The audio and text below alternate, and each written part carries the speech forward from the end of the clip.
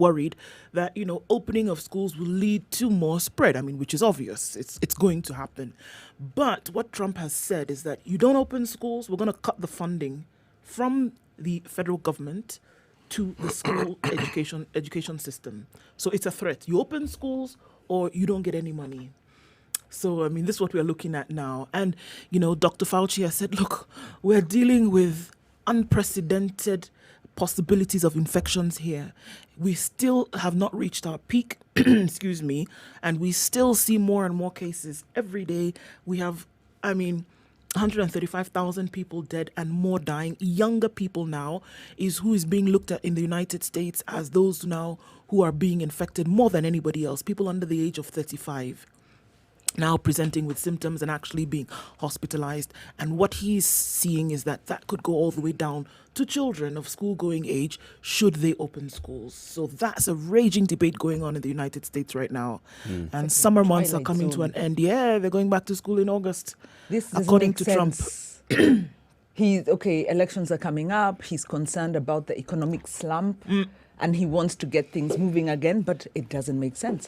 I also noticed there was a couple of lawsuits filed by universities on account of cutting funding for all. Part of that edict is to deport or to withdraw the visa for foreign students. Yes. On the thinking that as long as they are studying remotely, they need to go back to their countries and studying remotely. Hey. What is going on? Crazy just got crazier. Yep. I think I don't think Trump is actually doing anything that he hasn't done before. Remember, Trump for the longest time has not favored immigration, as in people migrating to his country. He has not favored it. It's open. Even before he was president. No pretense about it. Yeah. It is that is why many of these extremist white groups seem to have flourished enormously during his reign. It's like they were given a carte blanche. They were told, now, go ye forth. What we're seeing are details of the same thinking. Consider Corona when it was first detected in the US and the things he said. He very personally and directly contributed to the problems that they currently have, because he was in 159% denial, and he said, what? It's life as normal. By the time they were trying to now just accept the basic reality, they were now not just chasing after it. The thing was far gone. In many cases, they didn't even know it was. But what they were seeing was the effects of it. But remember, someone like Trump still has a very large following from his fellow Americans. Yeah. People who think that he is the right sort of leader for them.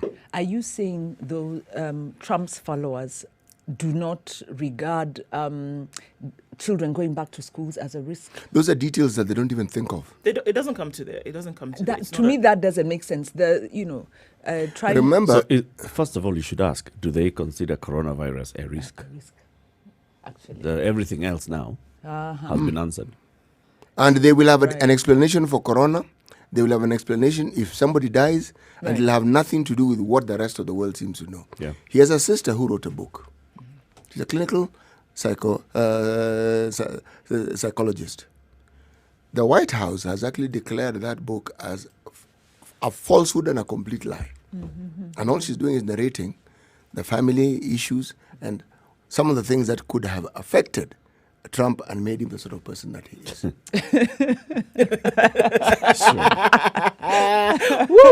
So he has his own Malik problem. He has his own unique Malik. It's just that Malik has not written a book. Yeah. But his sister has written a book. And they just stopped short of banning the book in the US. They can't. But people are going to read it. And it's already being acclaimed by others as a very interesting story to read. It makes you understand very many things about the president. Amazingly, this doesn't affect his voters. His supporters don't care. No, his supporters don't really care. They remember, when people are suffering, it is often very, very difficult to understand why you're suffering when the narrative is that you come from a prosperous country. Prosperous means you should also be prosperous. But what is most irritating to such people is that black people or people of color are prospering. That is something they find unpalatable completely. Yeah, I've been, I'm interested in education, and I was looking at something. They're talking about decolonizing education in the States. And there's a school of thought that's going as far as saying this education system is so broken, it needs to be dismantled, the same way we dismantled slavery. Because what they're saying is that the biases, the prejudices that allow racism to continue in America is ingrained in the entire school system, in the curriculum, in how they appoint teachers. In the and funding. System, the funding as well. Yes. And this might explain how you get these voters who are blind. They don't have, they're not able to critically review their candidate. So when we talk about Western education, we tend to think it's better. But I think America has shown us it's not just putting money in it. There's also the foundations of the thing education. You must realize, if you look at the history of Europe, because that's where these white Americans came from, is that a lot of the things that we were to see and we still see, people who are in the West who are predominantly white, and the hierarchy of individuals who actually want to remain in power, they practice these things among their own people for the longest time and got it right. So when they come to us, they're not experimenting. They're living what they know. They have figured out exactly what to do and how to do it. So this manipulation, whether it's through the educational system, whether it's through colonialism, it is something that was long practiced among their own. People forget that you talk of the UK, what a wonderful country it is. As we speak, not tomorrow, the day after, right now, okay? The Welsh are agitating for a certain autonomy. The Scots did that a long time ago. The Irish went to war about it. And that hasn't been quelled completely. So it's not as though that their colonialism started with us. Oh, no. It started with their own. Mm-hmm. To the point where people forget that even the Welsh have their own language.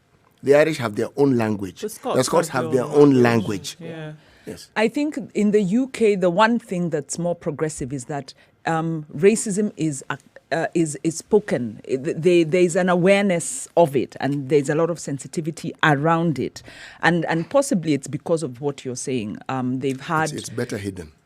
They've had the devolution. They recognize Scots are different. It's better hidden. Well, racism is still there, but I think quite formal. I think the UK policies are more alive to it than what we're seeing in the States. That's what I would say. Because in the States, I think the kind of response we've gotten from, especially from the white, population, is they didn't know. These conversations don't happen out there. They didn't know.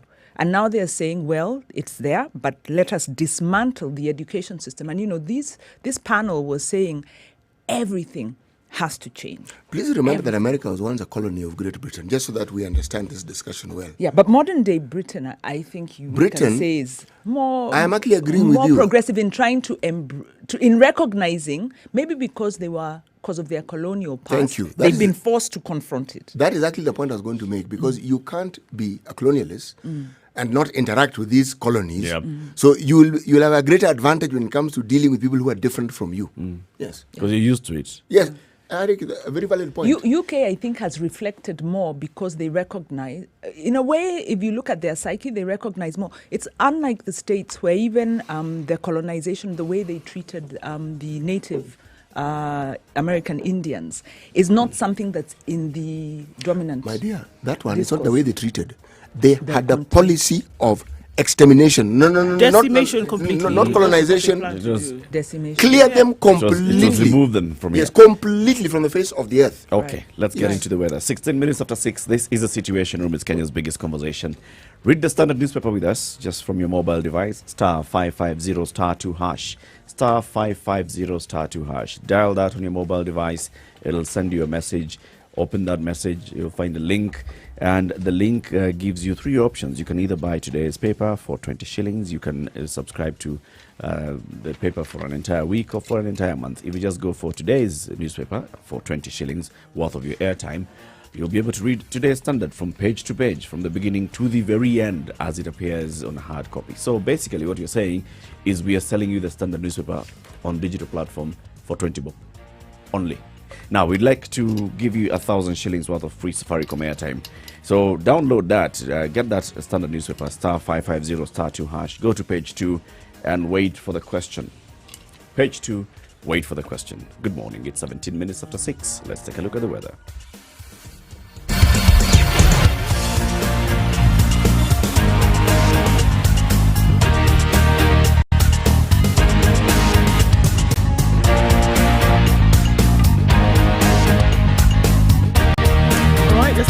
Friday morning has in store today.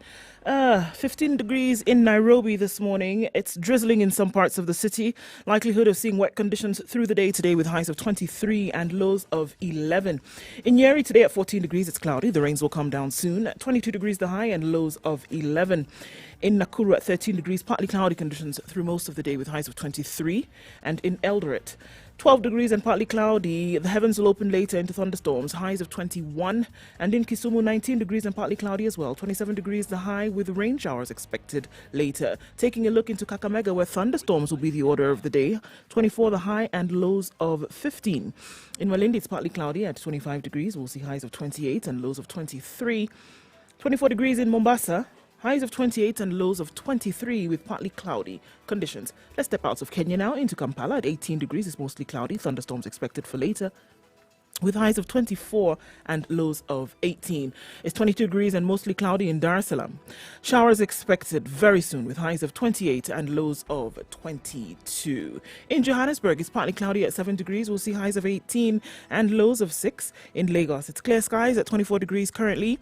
Showers expected soon, going into thunderstorms well into the weekend with highs of 28 and lows of 23. It is still Thursday night in New York. It's partly cloudy though at 26 degrees. Showers expected as the sun comes up. 31 degrees the high and lows of 23.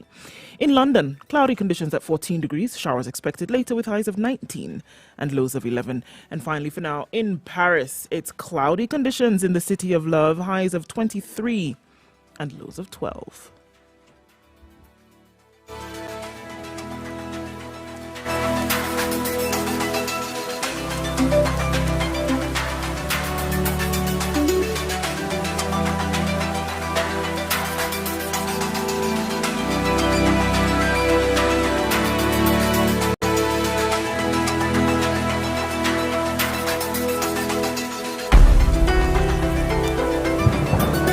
20 minutes after 6, it's the Situation Room, Kenya's biggest conversation. Let's begin with today's proverb. City? Today's proverb. Yes. When you show the moon to a child, they only see your finger. Let me repeat. When you show the moon to a child, they only see your finger. That is a Zambian saying. That's a very interesting one. Tafakari hayo. How old is this child? Oh, good Lord. In other words, The child is at Toddler, the age. like- The child is at the age where you can call them baby. Daddy. in other words, you're See? everything to them. See moon. Is this Okay. is it true? Is it accurate anyway? What? The But- one you show? Well, yeah. So that you're everything to that child. I can imagine. Oh yes. 1 week, 2 months. But you're the first old person child. they have seen or known. So you're Look at the way a child is there touched with you the go. mother. That's the person. Fathers are there, yes, but usually like they're a foreign country. This is the mother that they see every day. They talk to. They are attached to this person more than anybody else. Right, I mean, they're carried, then their sustenance is derived from this person. This person. They're carried, the nurturing aspect comes from this person. Yes. So, I mean, This person's everything. yeah. So if we So are where is the to mother story coming into this proverb? that's Because You guys have lost me. because it was brought in.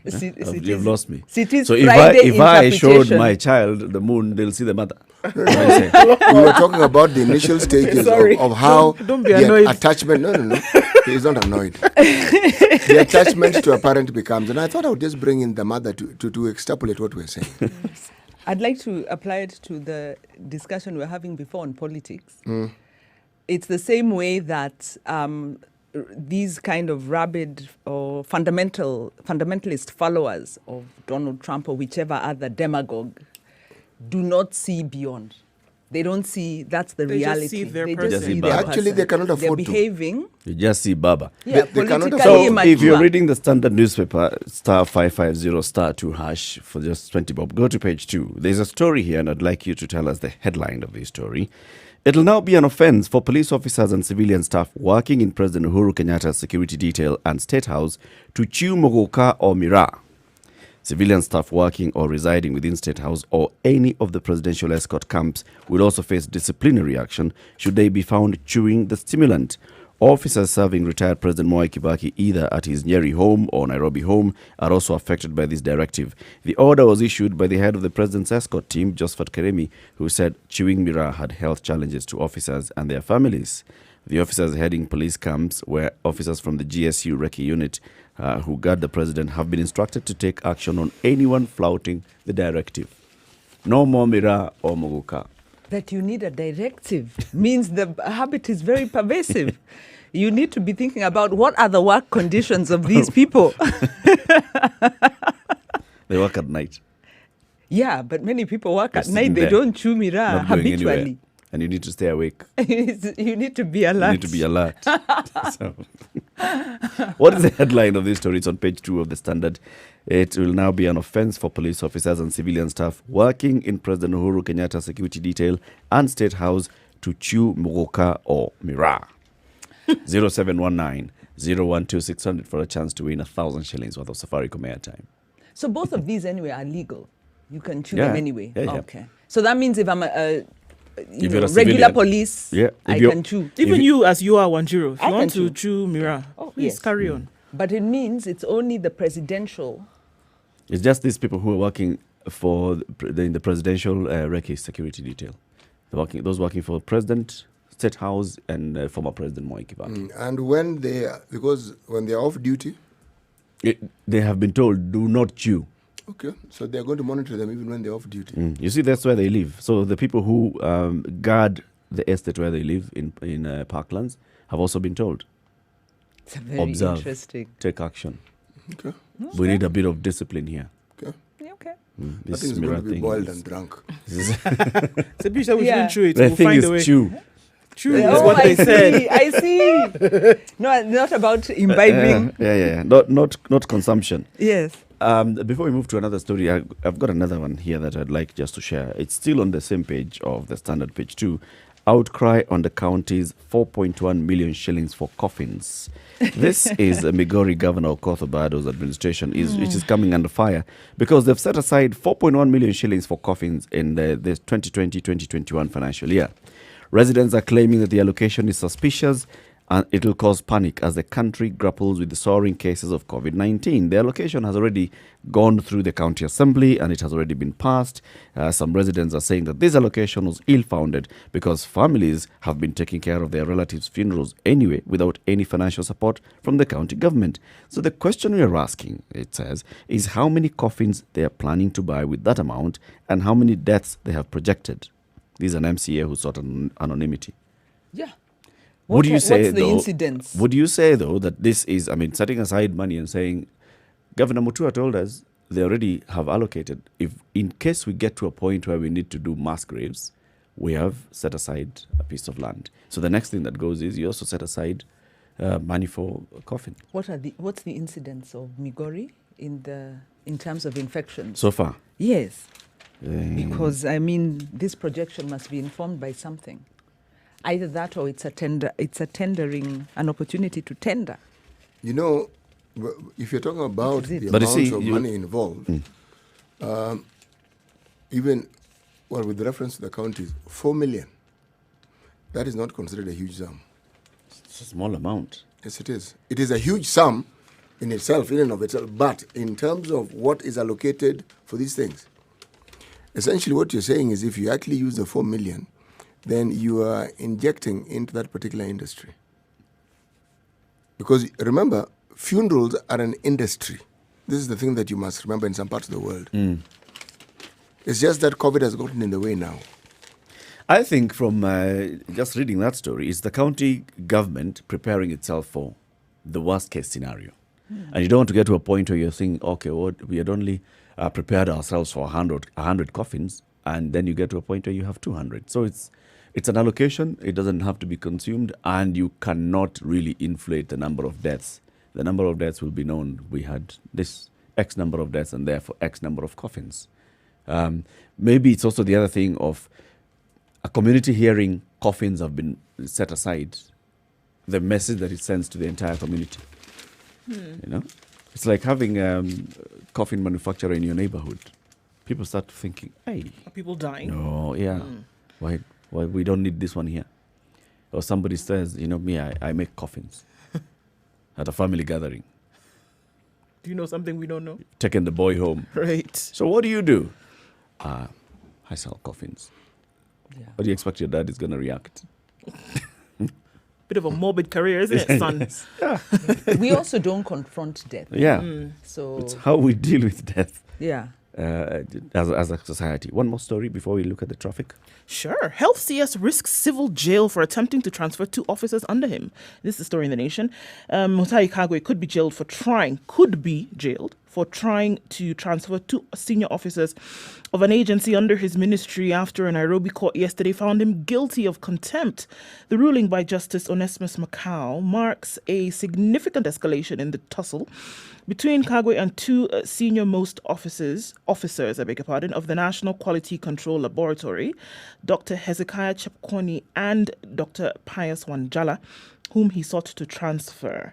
According to Justice Macau, the Honorable Cabinet Secretary, Mr. Mutahi Kagwe, is hereby cited for contempt of this court's judgment decree dated January 31st, 2020, for his decision contained in the letter, etc., deploying Dr. Chepkwony and from the National Quality Control Laboratory to the Kenya Medical Training College.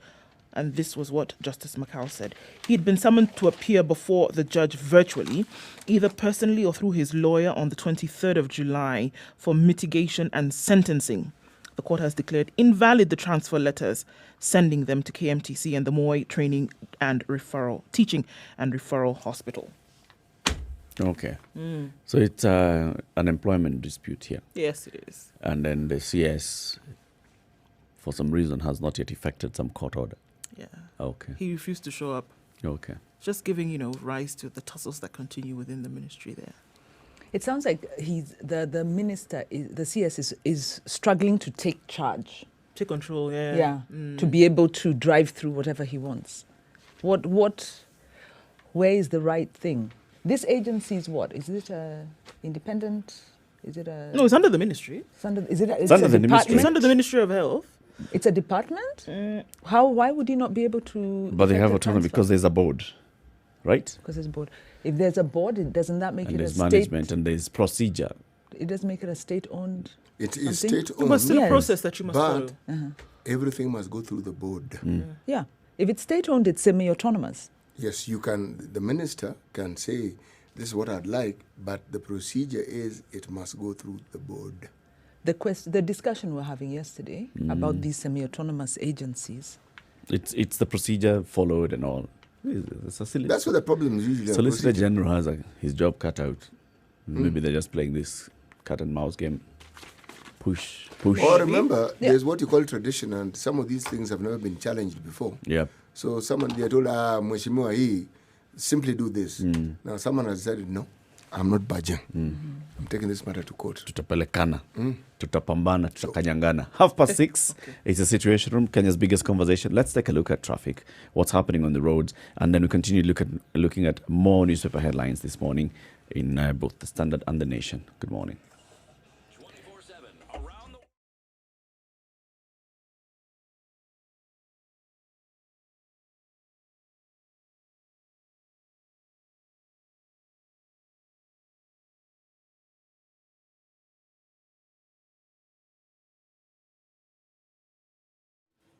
All right, what does Friday morning have in store? Comarak Road to Outer Ring and Long Dandora flowing very smoothly then in whatever direction you're seeking to go. From Roy Sambo to Globe Cinema Roundabout on Thika Road, absolutely no traffic whatsoever. We do know, however, that will change between the hours of 7:30 and 9 o'clock.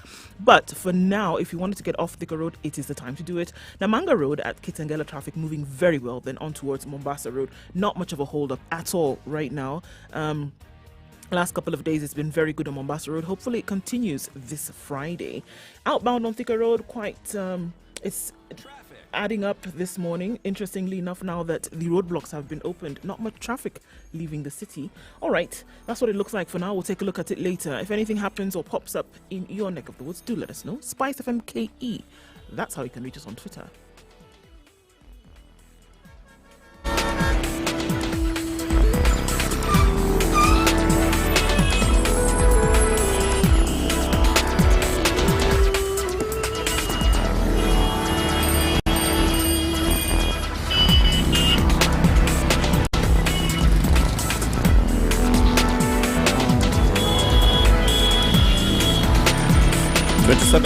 It's the situation. In the room. My name is Eric Latif. We have CT Muga, Nduoko, and Wanjiro Gekonyo taking a look at the headlines. Wanjiro, what do you have? What are you looking at? You're even underlining. Yes, I'm underlining because it's a page 3 story.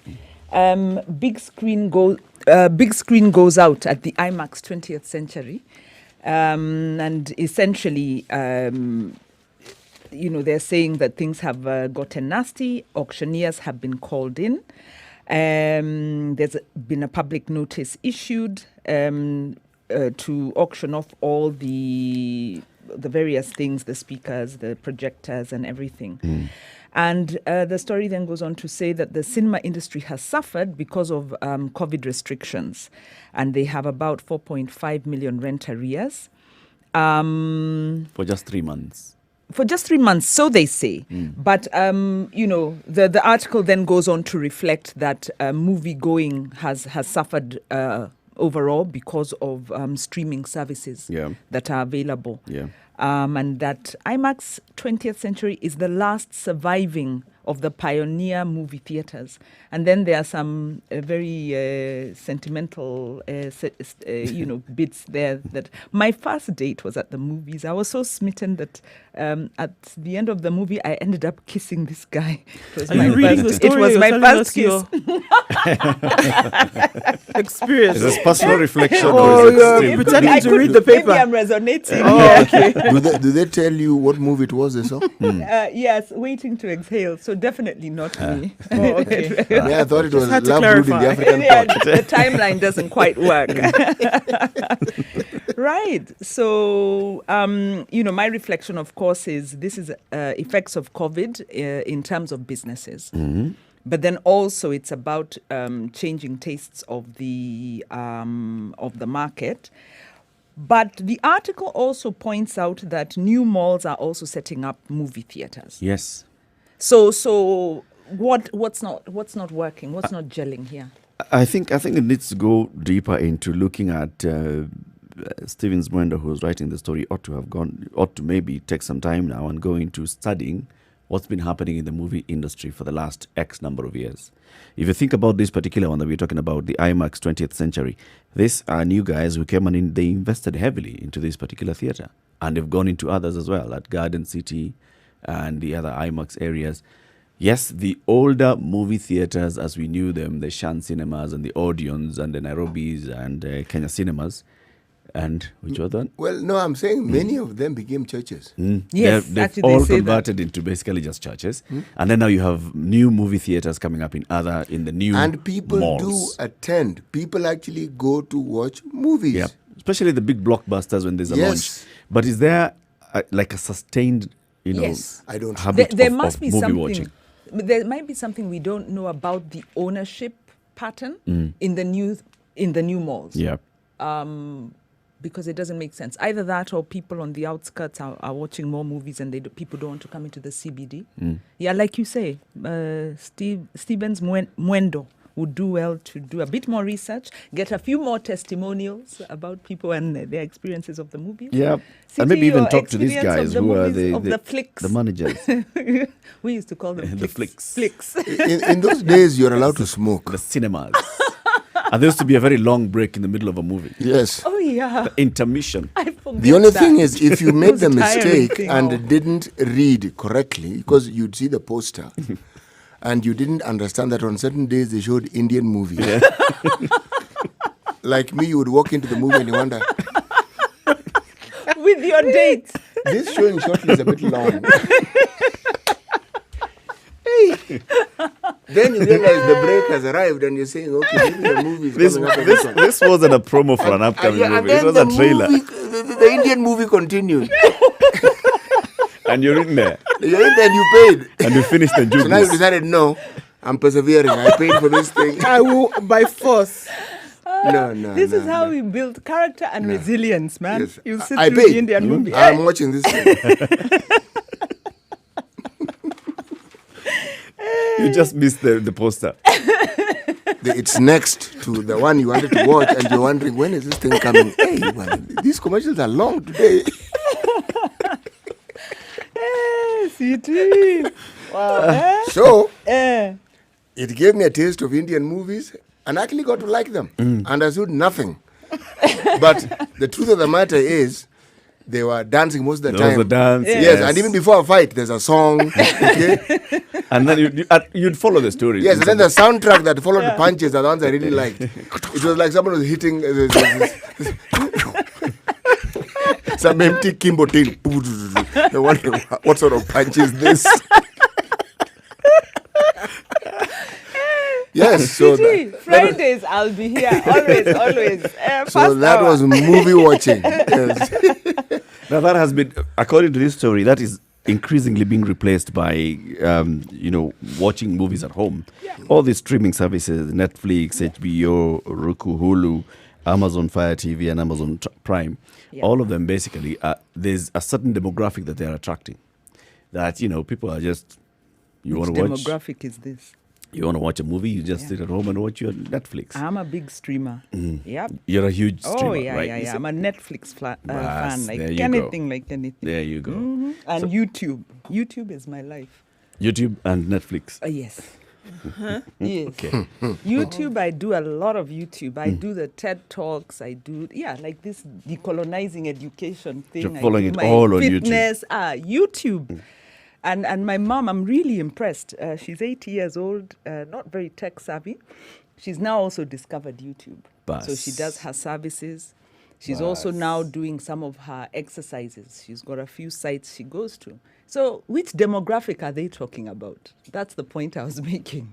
Like you. Yes, and the younger, I think. Those who you know. feel that going to the movies is now not their kind of thing. There's something about the big screen, huh? And that surround. And the surround sound. If before you get accustomed to just the effectiveness of surround, you can find yourself ducking.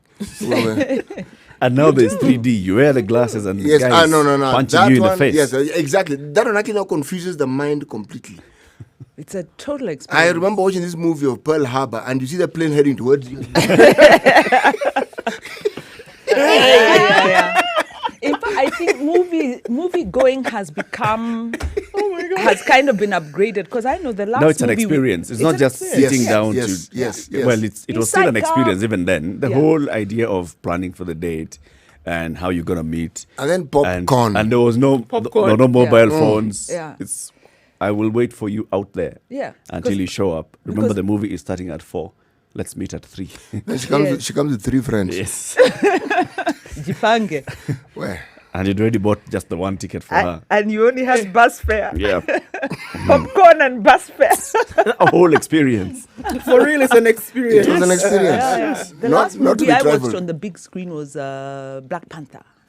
And, it was like rally the troops. Yeah, everybody was going to watch everyone, this. Yeah.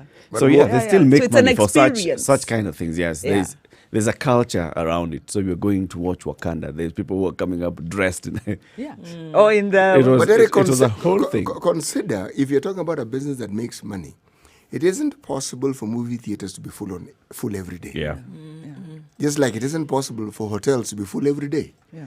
So they do their maths and they figure when you have a blockbuster, this is what you need to Meal sustain kits. the business. Meal Yes. kits. Yes. And then they have special rates for students. For students during the week. Yeah. Yeah, I guess that's a big clientele. But this is the changing business trends, but also the effect of COVID on businesses. So we still talk about livelihoods then, and the report that was released yesterday by the Kenya National Bureau of Statistics on the impact of COVID-19.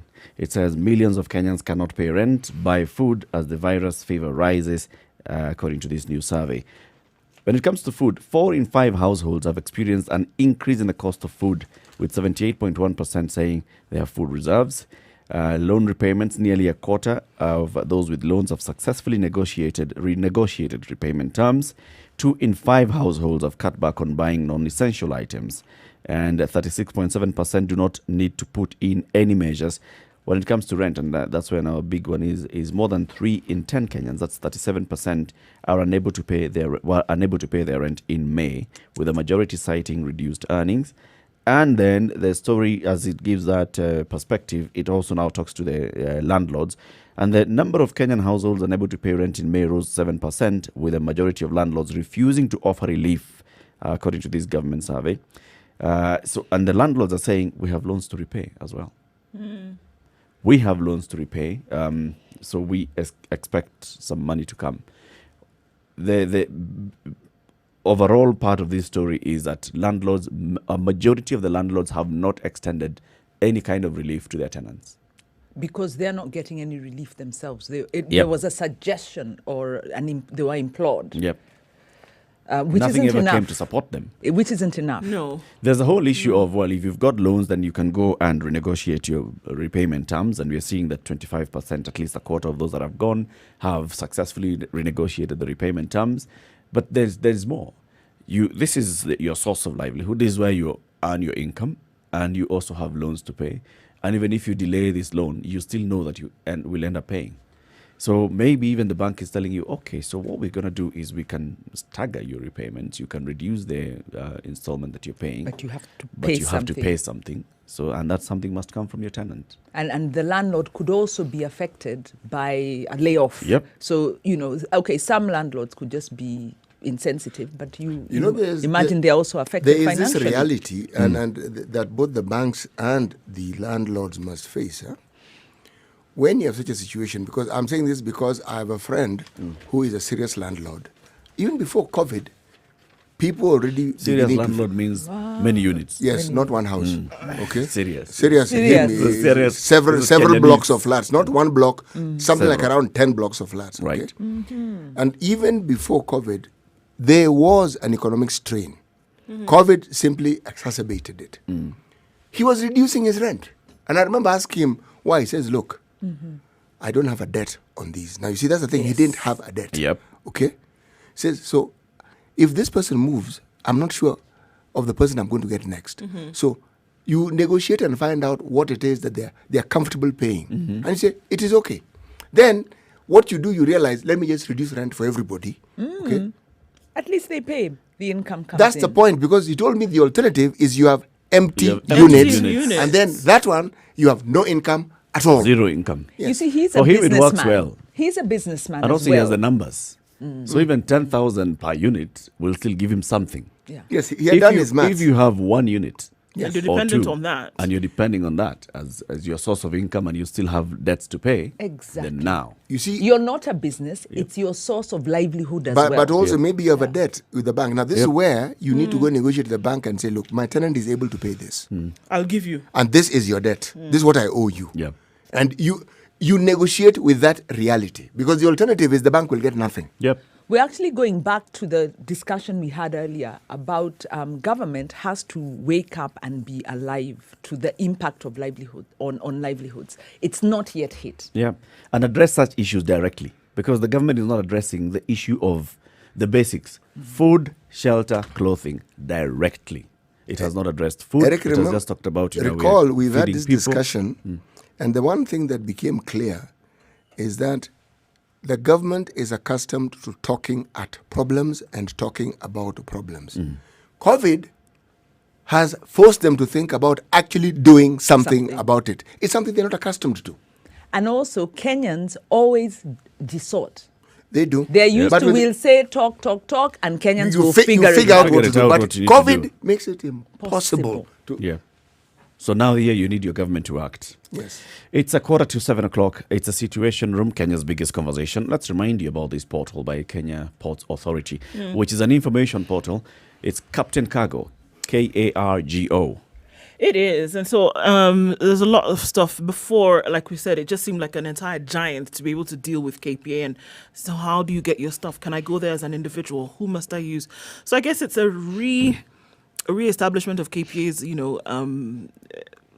commitment to make sure that the process is easy. So, I mean, the standards that we'll be looking at today, that they promise to you. And through this portal, you'll be able to know that you have, interesting as they say, 24 hours a day, 7 days a week port services, except on the 1st of May, which is Labor Day, and the 25th of December, which is Christmas Day. So you'll be able to know who is available for you at the port. You will be able to know how you can identify these individuals. You can request for somebody to identify themselves so that you know who it is that you're working with. And they provide services in a safe working environment. So we know this off the bat that it's a re-establishment of their commitment through this portal, and to let people know that this thing that seemed so confusing before, we're trying to break it down and make it easier for you to navigate the waters. No pun intended, but okay. That's what we're looking at now with KPA. More coming now. Remember, you can access the portal on kpa.co.ke/Captain Cargo.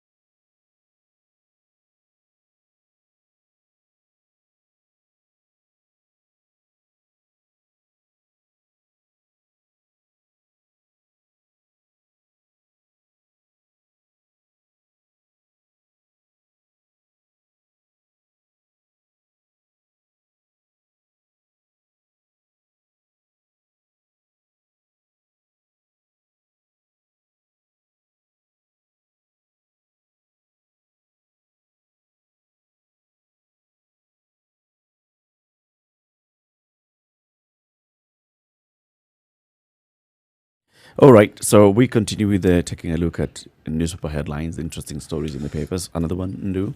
Yes, so the court declines to stop Ngilu ouster motion.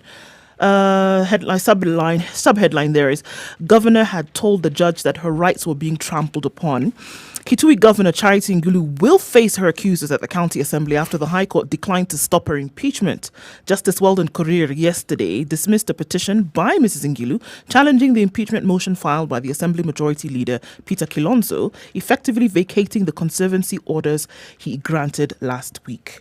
The judge said the petition lacked merit, adding that the threshold of public participation, you might like that one, Jiro, as enshrined in the Constitution, can only be determined by the Senate. And I quote Justice Korir, the allegation by the applicant that the impeachment is in bad faith will also be addressed by the Senate. He added that though courts are mandated to intervene in a process where there is denial or violation of a right or freedom, it should only engage its powers where there is an imminent threat to the Constitution. Impeachment is a tool used to oversee the county executive, and the Assembly is carrying out its constitutional mandate by debating the motion. So, Ngili will face her day before The Assembly. The season. The It's a Assembly. season. Yep. In fact, I'm reflecting that we missed the boat as citizens. We should have been recalling the MPs and governor, MPs and MCAs we don't and like. senators. Yeah, and senators that we don't like. It's the season. It's time. Let her put her case. This time, 2022 is just around the corner. We can start now, eh? The thing is, once you have a precedent and you can see where it goes, remember, a lot of the actions of the citizenry have to do with the historical experiences, the lived experience. And so they may not say it, but they figure, no, I'm not going this route because from what I've seen in the past, it tends to end up that way. See, for the longest time, people didn't want to go to court because they figured, we know it's going to end. That's true. You see, now they've realized the court is showing some independence. So, hey, we've become litigious. People go to court. It's good. And Omtata has become an icon. I tell you. Totally. Completely. Totally. Completely. With him, it's a total and complete. As we take a look at other headlines, remember we are giving away 1,000 shillings worth of Safaricom airtime by you reading the Standard on your mobile device, *550*2#. There's a story on page 2 of the Standard this morning. It'll now be an offence for police officers and civilian staff working in President Uhuru Kenyatta's security detail and State House to chew mogoka or miraa. What's the headline of that story? It's basically saying that they have been told, listen, you are no longer going to be allowed to chew these things because it's a stimulant and it's not good for your alert levels. This is also affecting officers who guard the former President Mwai Kibaki at home, Nyeri home or Nairobi home. Okay, I thought it was a stimulant. I know health, yes, but I thought it would help in terms of them being alert. Yeah. Now that alert level goes to another level. Hypersensitive. Yes. Shoot on You sight. You see things, you see the moon, you see a finger, you see the See moon. the moon. Hey, Eric Latif. Wow. 0719-012-600. You've got about 10 minutes to call in and win that 1,000 shillings worth of free Safaricom airtime. Another interesting story in the newspapers this morning. Yes. So, scandal. You know how I like scandal. But can we stop sample collection as scandal? In testing exposed, private hospitals are charging patients and sending samples to the institute for free tests. Wow. CT, raise your eyebrows just a little higher. The Kenya Medical Research Institute, KEMRI, will no longer collect COVID-19 samples for testing, but will instead test samples from designated testing centers in the country. The institute has not been charging for the tests, and some private hospitals have taken advantage of this to exploit clients. I mean, for crying out loud. Really? Okay, anyway. Which ones are these? After charging as much as 15,000 shillings for a COVID-19 test, they send the samples to KEMRI for testing for free. We would like to notify the public that KEMRI will not be handling sample collection for COVID-19 testing. However, the institute will continue to discharge its national duty of conducting the COVID-19 sample testing in all our designated labs countrywide, according to KEMRI Director General Nyeri. In a statement yesterday, he instructed centers with samples to be collected to make a formal request to the institute so that necessary arrangements could be made to dispatch teams to collect them. As our conversation was going on yesterday, interesting on social media, that we heard that people were sending in messages saying, you know, I go to Kenyatta National Hospital, not even just private hospitals, and I'm charged 5,000 shillings to get the results of my test, whatever it may be. Another gentleman who's an Uber driver sent in a message yesterday, and he said, you know what, I had received a request. We picked up somebody and she said she was having symptoms and she wanted to go to hospital, but we had to divert first, go somewhere else to collect the money because they had been told if you're coming to get a COVID test, you needed to have at least 7,000 shillings. But now what we're hearing is that... Where were they going? Sorry? Where did he take her? He took her to Bagathi. Oh, To Bagathi. Yes. so Bagathi was... So Bagathi was charging Yes. 7,000, Bagathi was charging. Yeah. according to them. According to them. This is what they knew, that they were going and they needed 7,000 for the test. According to this report in the paper, private hospitals then are collecting their samples, sending them to KEMRI, which KEMRI is testing for free. However, they're charging individuals up to 15,000 shillings per test. Profiteering of... Scandal. Totally. Scandal. Big one. Big one. Censure is due. Now, who would censure these people? Is it the ministry? Is it the board? All this just comes, with information. You fight it.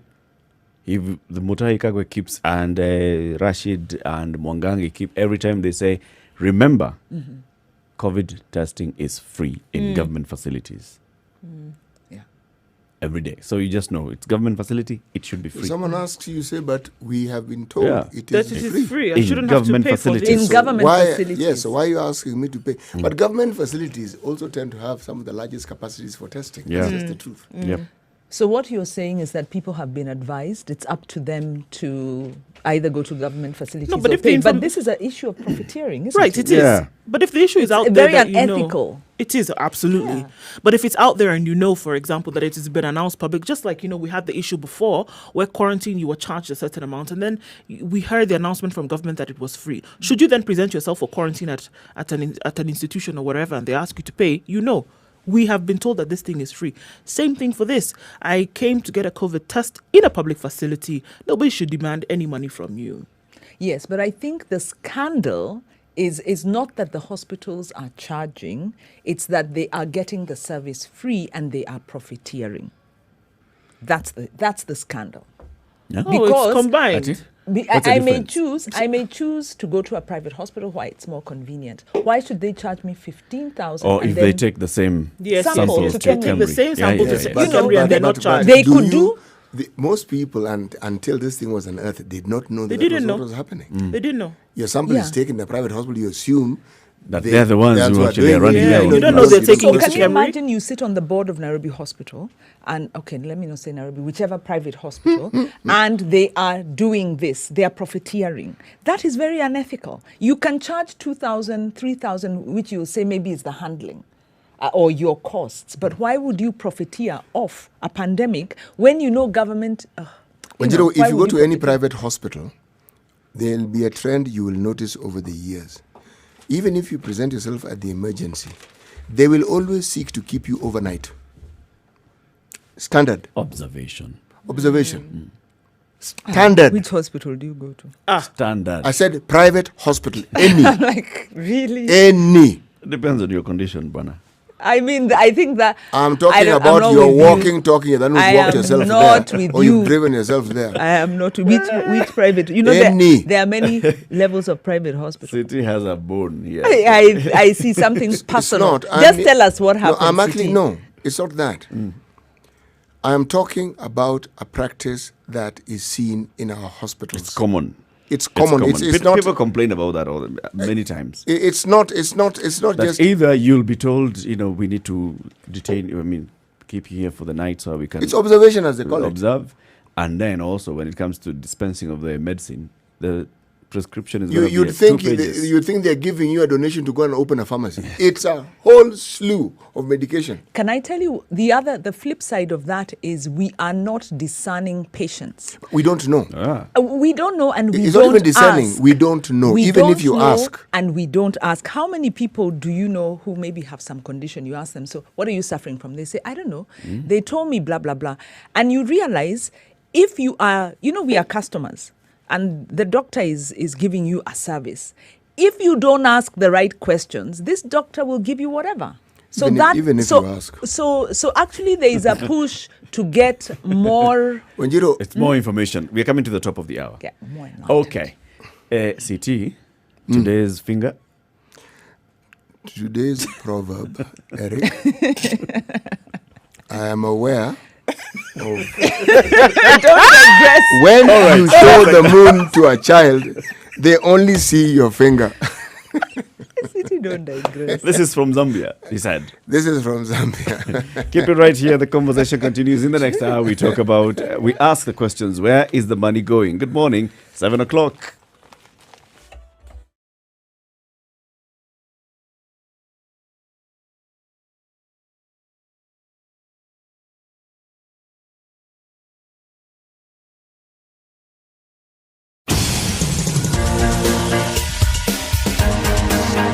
All right, it looks great on Gong Road. The road has been completed. Traffic is flowing smoothly. Everybody is driving with a smile on their face. It's great. We hope it doesn't turn into any traffic clogged situations.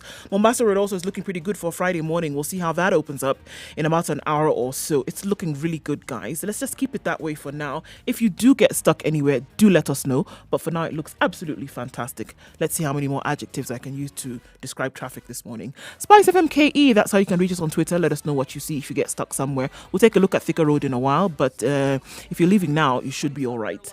We'll see everywhere else in just a bit and hope that nobody gets stuck for too long this morning.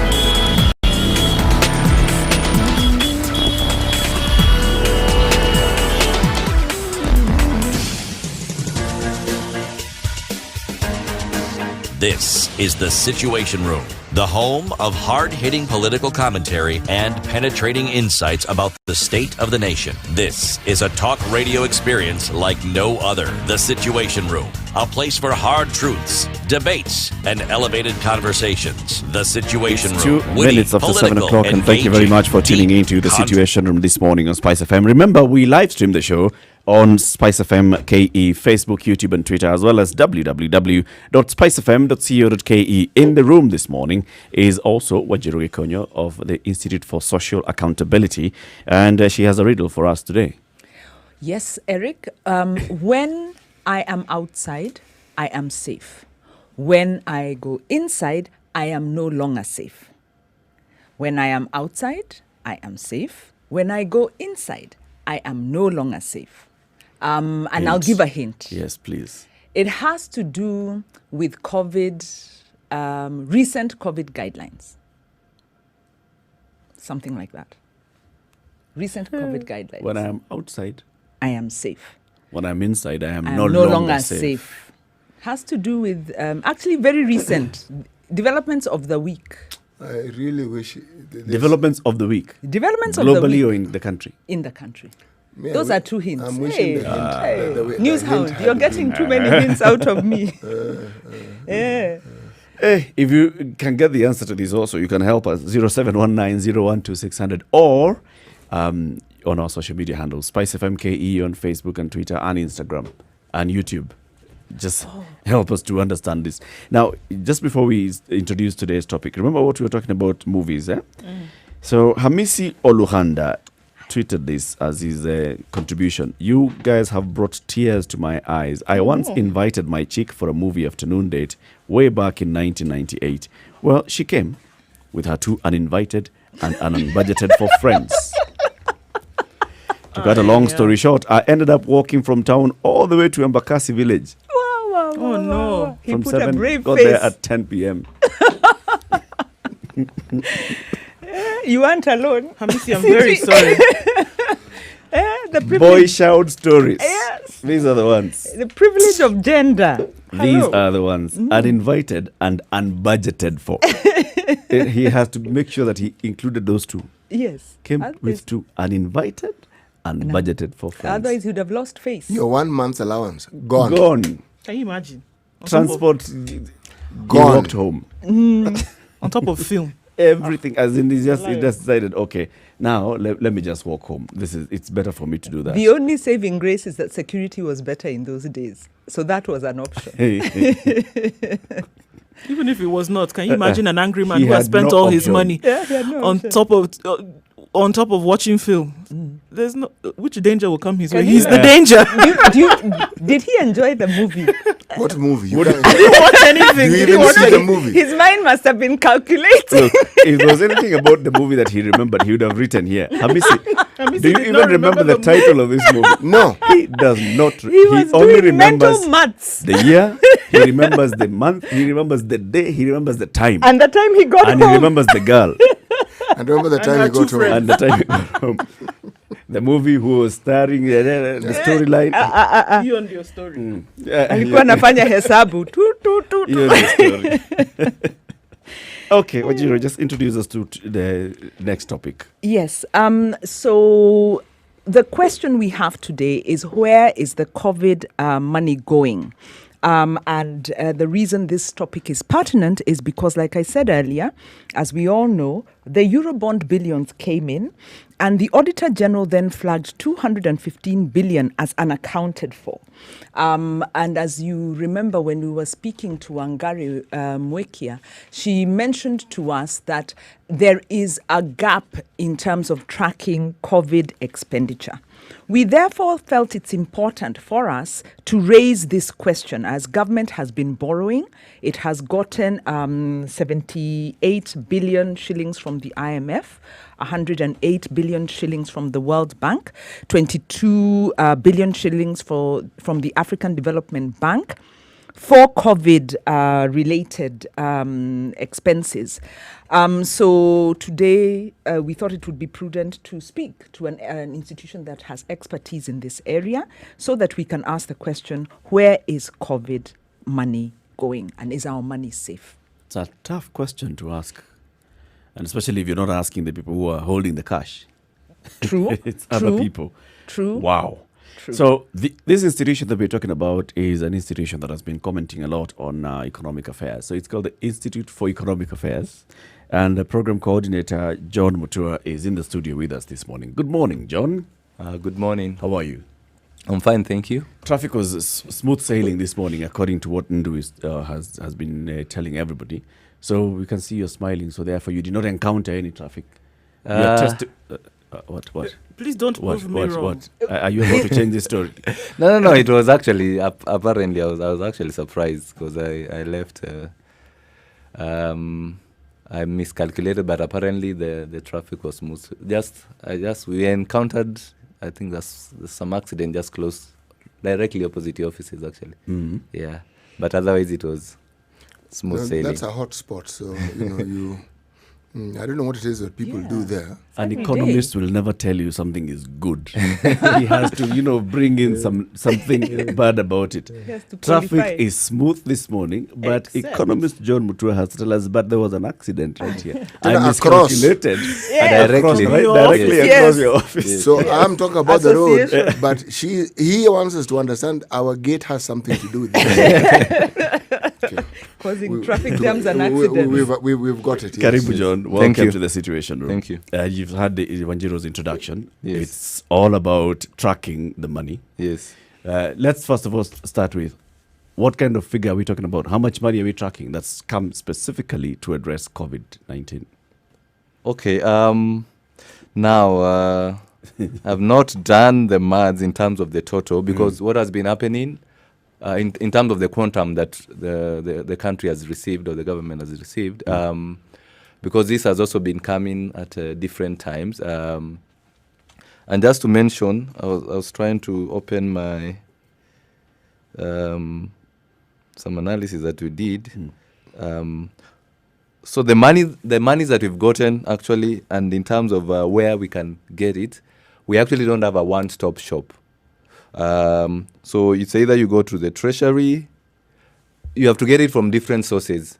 So most of them are actually from the treasury or the individual development partners. So in terms of foreign assistance or foreign aid, we have received some money from, I don't know why this is acting up, from IMF, from the World Bank, Africa Development Bank. I think those are the three large ones. Mm-hmm. And large is how much? Yeah. I'm just getting into that. I don't know why this is into hundreds of billions, right? Yeah. So from the World Bank, it will open as we continue the conversation. From the World Bank, now there's the other support from individual governments. Yes. So we also have the COVID Emergency Response Fund, which has also been growing. The Harambe. Yes. Is the money coming in from the World Bank, IMF, so and so, all going into the emergency fund? Or is this money then going to wherever? No, from the World Bank, from the development partners, it's part of it is coming as budget support. So it's being channeled through the government, the public finance management system. Mm-hmm. So as grants and loans. Then the one from the emergency response fund is separate. It's actually off budget. But there isn't much details about it. Because for this one, anyone can contribute, whether it's corporate, individuals, etc. So all those can contribute, yeah. So that's the difference. So this one is not being channeled through the budget system. The fund is going to the fund. It's being managed by the board. It's being managed. So there's a board there. I'm not sure. It has not been very transparent in terms of the accountability framework and the like. I saw the chairperson recently in the media, basically just trying to break it down. How about where do we classify the money? For example, is it earlier this week or late last week where the American government announced the 5 billion shillings support? And then the other embassies, the EU has also said, okay, we're going to support the fight against COVID in these areas, for example, in water provision and water services. They donated 65 million euros. Yep. Which amounts to something like 7.8 B. billion Kenyan shillings. This is the EU, eh? EU, yes. And the EU ambassador made a nice song and dance about it. Yep. Right. Yes. And theirs was going straight into these organizations Yes. that work on water. And remember, you were telling us about the Water Trust Fund Yes. and the rest, right? So it's going for that. And then there's what is coming from the Americans, the 5B, that was announced. It's coming straight to as money. And then there's the other support, like the police services have been given support. Denmark was also X gave us amount. something a while back. Yep. So there's a lot of Yeah, so Money. so one has to track. It's quite huge. Just to mention some of the huge resources that we've received. The IMF, they have what is called Rapid Credit Facility. So this is actually virtually all the sub-Saharan countries have, in one way or another, benefited from this. And IMF actually has you can get the list of all the Is it a beneficiaries. grant or is it a loan? It's a loan, 0 interest rate, and the amount is 78.3 billion to Kenya alone. to Kenya. This is to Kenya. Yeah, so it's basically So it's concessional. it's concessional.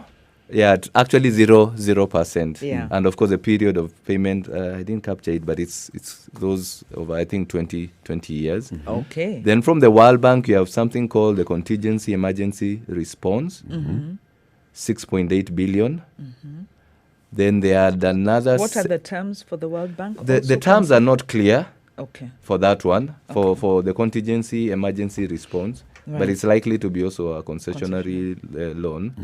Then another second facility called this, they actually call it Second Development Policy Operation. So this is budget support. So this is being channeled through the budget. I think it's a loan, 108 billion. Then from the Africa Development Bank, we have a loan concessionary. I don't know the terms. It's 22.5 billion. European Union as a grant, 7.5 billion. So those are the ones that I was able to capture. We have much more. Like you mentioned, there is money that is also channeled to projects, directly to projects. It passes through it's channeled through some intermediary. It could be a civil society organ, an NGO, whether local, international, whether it's for different projects, water service provision projects and stuff like that. Yeah. So for practical purposes, this money isn't going through one channel. It's going through various channels, budget support, or it can go directly to these respective state agencies. How important is it for us to be able to trace this money? And are we able to trace it? Maybe because of the nature of the agreements, maybe it's very traceable. We shouldn't be worried at all. Okay. So the first point in terms of just tracking, you can already see, since we don't have like a one-stop shop, it's not very easy to be able to tell who gave us what, when did it come and stuff like that. Some of it is actually within National Treasury, and especially the funds that are going to be channeled through the public finance, through the budget, what is called the budget support. That and actually government prefers that purely for public finance purposes or reasons. External funding that is channeled through government system, I would say, is easy to track, and also in terms of holding government to account on that. How exactly do you hold the government to account? So basically, after tracking and identifying first the amount, the quantum, and what the terms, one can engage with the parliament, or even engage directly in terms of asking questions. So we received this amount of money from for instance, Africa Development Bank. First, what are the terms? What is it meant for? Sometimes you can get a breakdown. Sometimes you don't. So the idea is also to get a breakdown to understand what is this money going to be spent on. And then from there you can follow up in terms of budget implementation. So we have various budget documents that are produced in the course of the financial year or during budget implementation that one can be able to review. This is something an ordinary citizen can do. Yes. And which department do you exactly address these questions to? Answer that question when we come back out of this break. It's 16 minutes after 7 o'clock. We are speaking with John Mutua, who is a program coordinator with the Institute for Economic Affairs. We are asking, where is our COVID money going? That's our question this morning. And he's basically just, first of all, started by telling us where the money is coming from. And then now the question is, how do we start tracking it? How do we know exactly where it's going? Keep it right here. This is a Situation Room. It's Kenya's biggest conversation. Let's take a look at the weather. This conversation continues.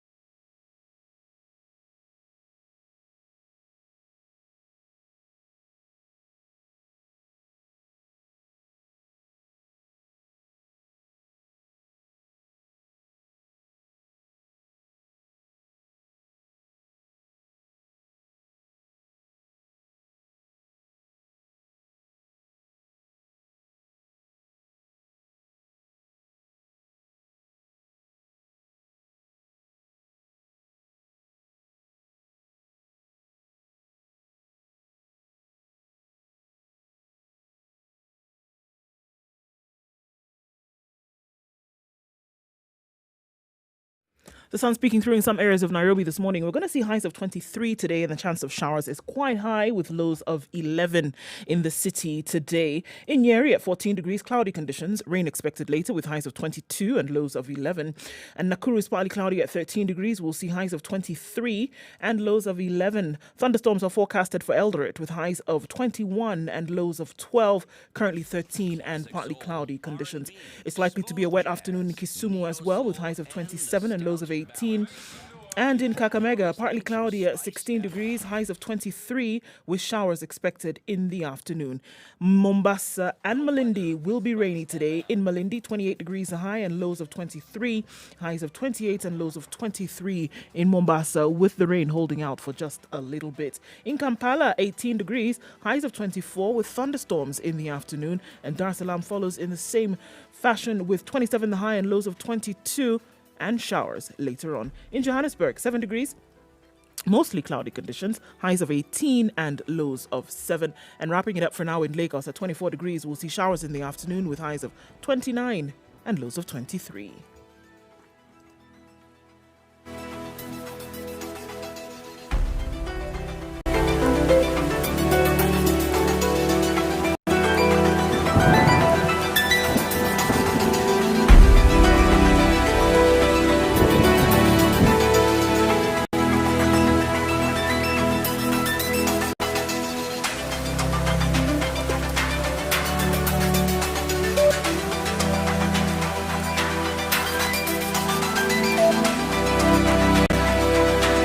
We continue this conversation at 21 minutes after 7. We're asking, where is our COVID money going? And in the studio to help us unravel that big riddle is John Mutua. He's a program coordinator at the Institute for Economic Affairs. You started by telling us where the money is coming from. 78.3 billion shillings from IMF Rapid Response Facility, Contingency Emergency Fund, 6.8 billion shillings from the World Bank. Now, without even going into the other, which was budget support from World Bank of 108 billion shillings. Now, we're talking about some good billions, AFDB loan, 22.5 billion shillings. The grants from the EU at 7.5 billion shillings. City was asking you just before we went to the break, is how would an ordinary citizen access this kind of information? Okay. Some of this information is available. I think the biggest challenge for the ordinary citizen is just the capacity and the awareness of where to track this information. But apparently we have different sources and certain budget documents that are produced that one can review and interact with and just be able to do some analysis. But that is not easy for the average Why person. isn't it easy? Because the way some of this information is presented, What's the forum in which they present it? Is it on some website? Is it something that you must call directly or write to? How do you access this information? So basically, And you're which talking are the about documents? How do we get and our them? literacy level. so could get we the have form, but- documents. Yes. Which ones? We have the budget policy statement. Yes. So that's the statement that was actually read by the Cabinet Secretary, CS for the National Treasury. Now, that document adds some of this information that I've just mentioned. I picked it from that document. Then, of course, we have so for instance, if we want to know all the loans and the grants that we've received, not only on COVID, but on other, for other or to other ministries, and what these loans are going to be spent on and stuff like that. That information is available in what you call the estimates of recurrent and development expenditure. So those are documents that are uploaded on the website. Okay. So by the end of April, when National Treasury or the national government tables its budget documents, actually immediately in that evening, all those documents that have been tabled in Parliament would be posted, often posted on the website. So on that evening or the following day, you'll get all those documents. So if you want information related to revenues and information related to expenditure, you can get it from National Treasury website. And then, of course, in the course of the financial year, we have certain documents that are produced every quarter, just linking what was approved in terms of the budget and the spending by each quarter. So you can get those documents from the Office of the Control of Budget. These are called budget implementation reports, as well as from Treasury, quarterly budget and economic review. So for the average person, you have to know What to look for. Yeah, and what where to look find for. it. Yeah. And that's so basically for us as the Institute of Economic Affairs, together with the likes of TISA, the Institute of Social Accountability, and other civil society organizations, we've been holding forums just to educate the public on how to engage with the budget and how to engage in the budget process and stuff like that. Yeah. Question, John.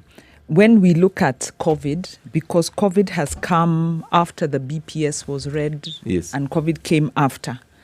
The government, of course, has revised the budget, given some revised estimates. Yes. But then there's also money coming in that's not going through the mainstream budget. Yes. If we want to track these monies that we are talking about that are coming, in an ad hoc manner, apart from the announcements, and government is doing very well actually, they are announcing all the money. So we kind of have an idea. Where will that information then be captured? Then when it comes to expenditure, how will we track up to maybe the projects, up to the detail level? Because like I say, with the Eurobond, and maybe Eurobond was separate, was exceptional, 215 billion was not accounted for. This went in as budget support to institutions, and they couldn't then come back. And the Auditor General raised the question of, we are not able to get evidence or details of where this money went, because it got mixed in with other money, and there is no documentation. So my question is, beyond the government statements, how should we track the money coming in? And then at the expenditure level, how should we track the expenditure? Okay. Now, in terms of the money coming in, as I had mentioned earlier, tracking on budget support is, if you ask me, is easier than tracking off budget support, because for off budget support there must be some announcement. Basically, there must be some kind of a media, either it's something posted on the. So if it's money from EU, for instance, and it's off budget, unless they announce somewhere that we've signed a contract with some government department or ministry for this amount of money for this purpose, unless that is done, it's usually very difficult to track that. But often that would be somewhere. But what is easy to track is what is on budget, because that, in terms of what has come in, you are likely to get it from the National Treasury's website. It may not necessarily be on Details. Sometimes so there are challenges around the details, because often what is posted is just a snippet of, often just the amount. Rarely do you get information on the terms. And if it's the terms, they'll just say it's concessionary. They will mention the interest rate. And the tenure. The tenure. Sometimes the tenure may not be mentioned, but often the tenure you can get, and the interest rate, and that would be it. But now when you go to so long as it's budget support, if you go to the estimate of recurrent expenditure towards, those are large voluminous books, so they have details of all the loans and grants that we get, in what denomination, the tenures and stuff like that. So you can get that information. So all budget support, it's easy to track. So long as you have some budget. Yes. But off budget, it's not very easy to. Actually, even for off budget, sometimes the government may tell you that we are not aware that a certain project is being undertaken. Supported. Yes. Yeah. So So that's even when you're able to track, I mean, we still end up with these corruption scandals where money has basically just gone and disappeared. So tracking on paper versus tracking in practice, yes. How do you bridge that gap? On paper, they could tell you, for example, we received the 78.3 billion shillings rapid response facility, which we are dedicating to the fight against COVID-19 in the provision of PPEs, in purchase of testing kits, in equipping our hospitals, in training our healthcare workers, all those things. How do you now go to the ground and are able to basically keep track and say, yeah. When they say that they're fighting COVID-19, they actually bought mandazi. Yeah. Correct. I mean, tracking it on on the ground is not easy. For some of those, it's either you. So we have certain documents. So, for instance, the Office of the Auditor General, of course, does the audit, and it's an important source of knowing what happened, whether the money that was channeled through the budget was actually spent as was approved. So the audit reports are critical documents where you can actually tell whether something happened or not.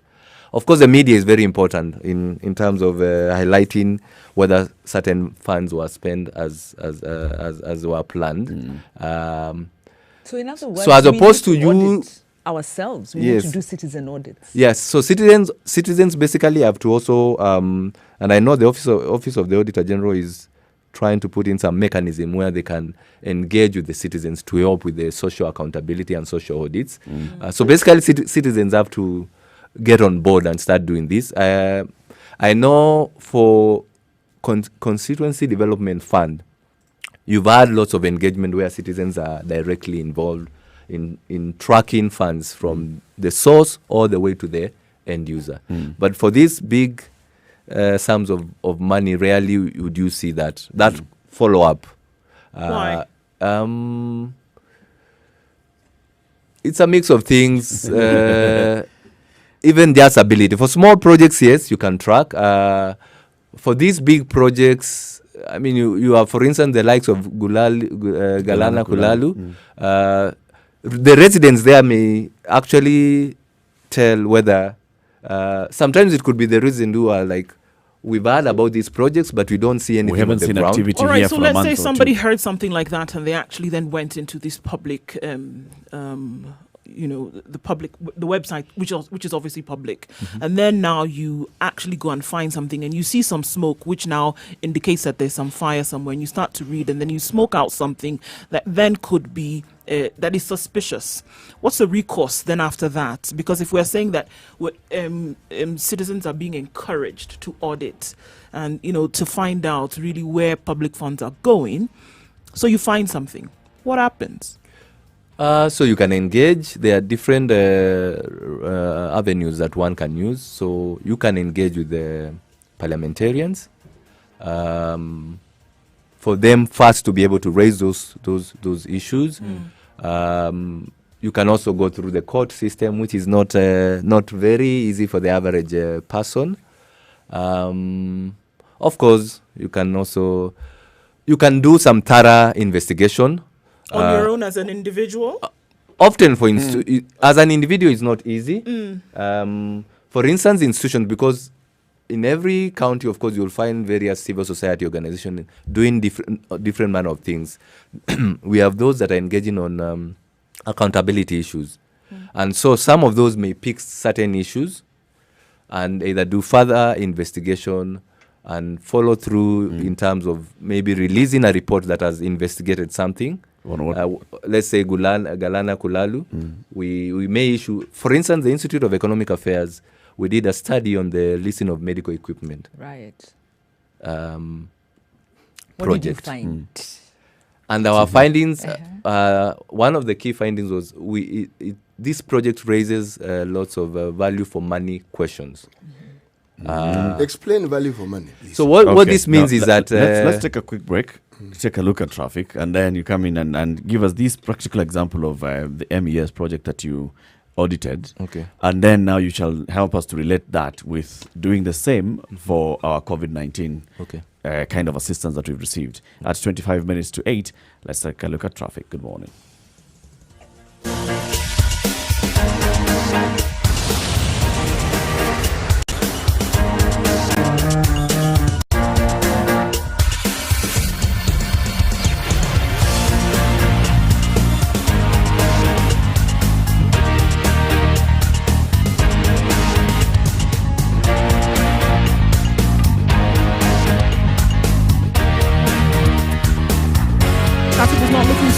Today in the city of Nairobi. Let's take a step outside though for now and take a look outside of the city. In Mombasa, trying to get into town centre today might be a bit of an issue, a bit of a hold up right around Mariakani, trying to get into Mombasa town itself.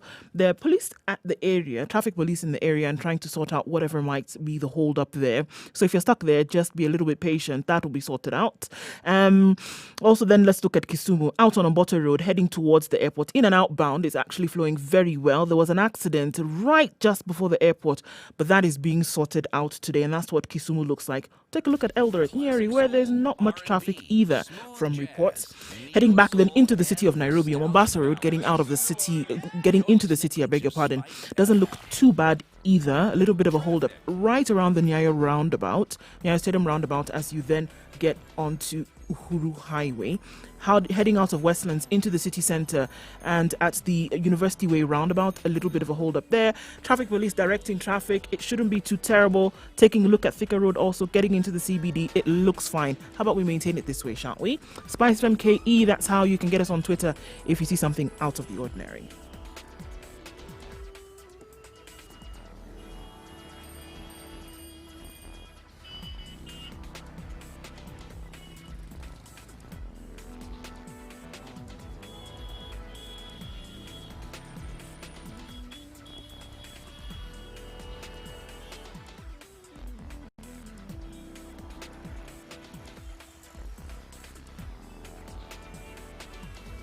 I don't know whether you noticed that when you were giving the traffic update, everywhere else is about roads, and when it comes to Kisumu, he's talking about traffic building up around the airport.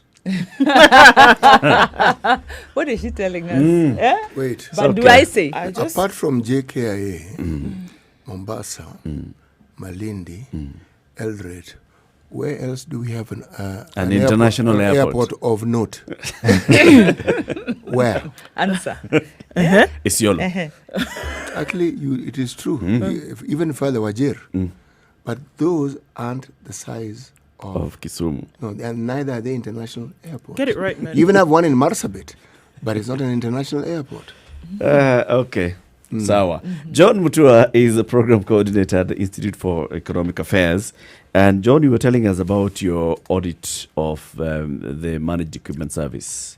And you're saying that you found there was no value for money.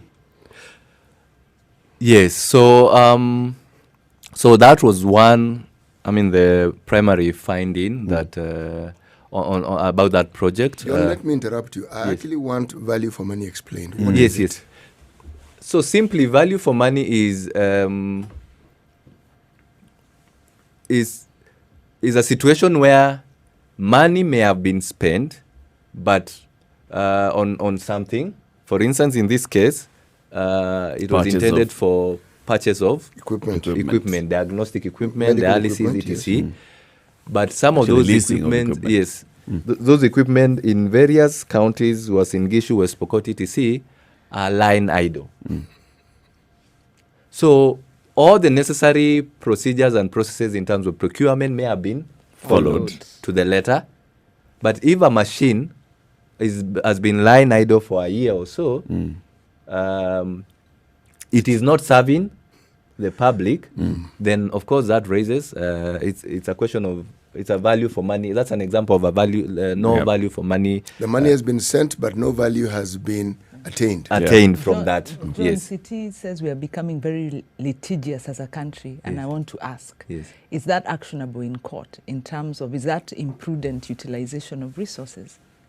If a public entity has done a procurement that is not showing value for money, is that something that can be taken to court, or IEA has not explored that? No, we haven't explored that. So actually what we did with this, because as I mentioned, I mean, litigation is one of the public, is one of the avenues.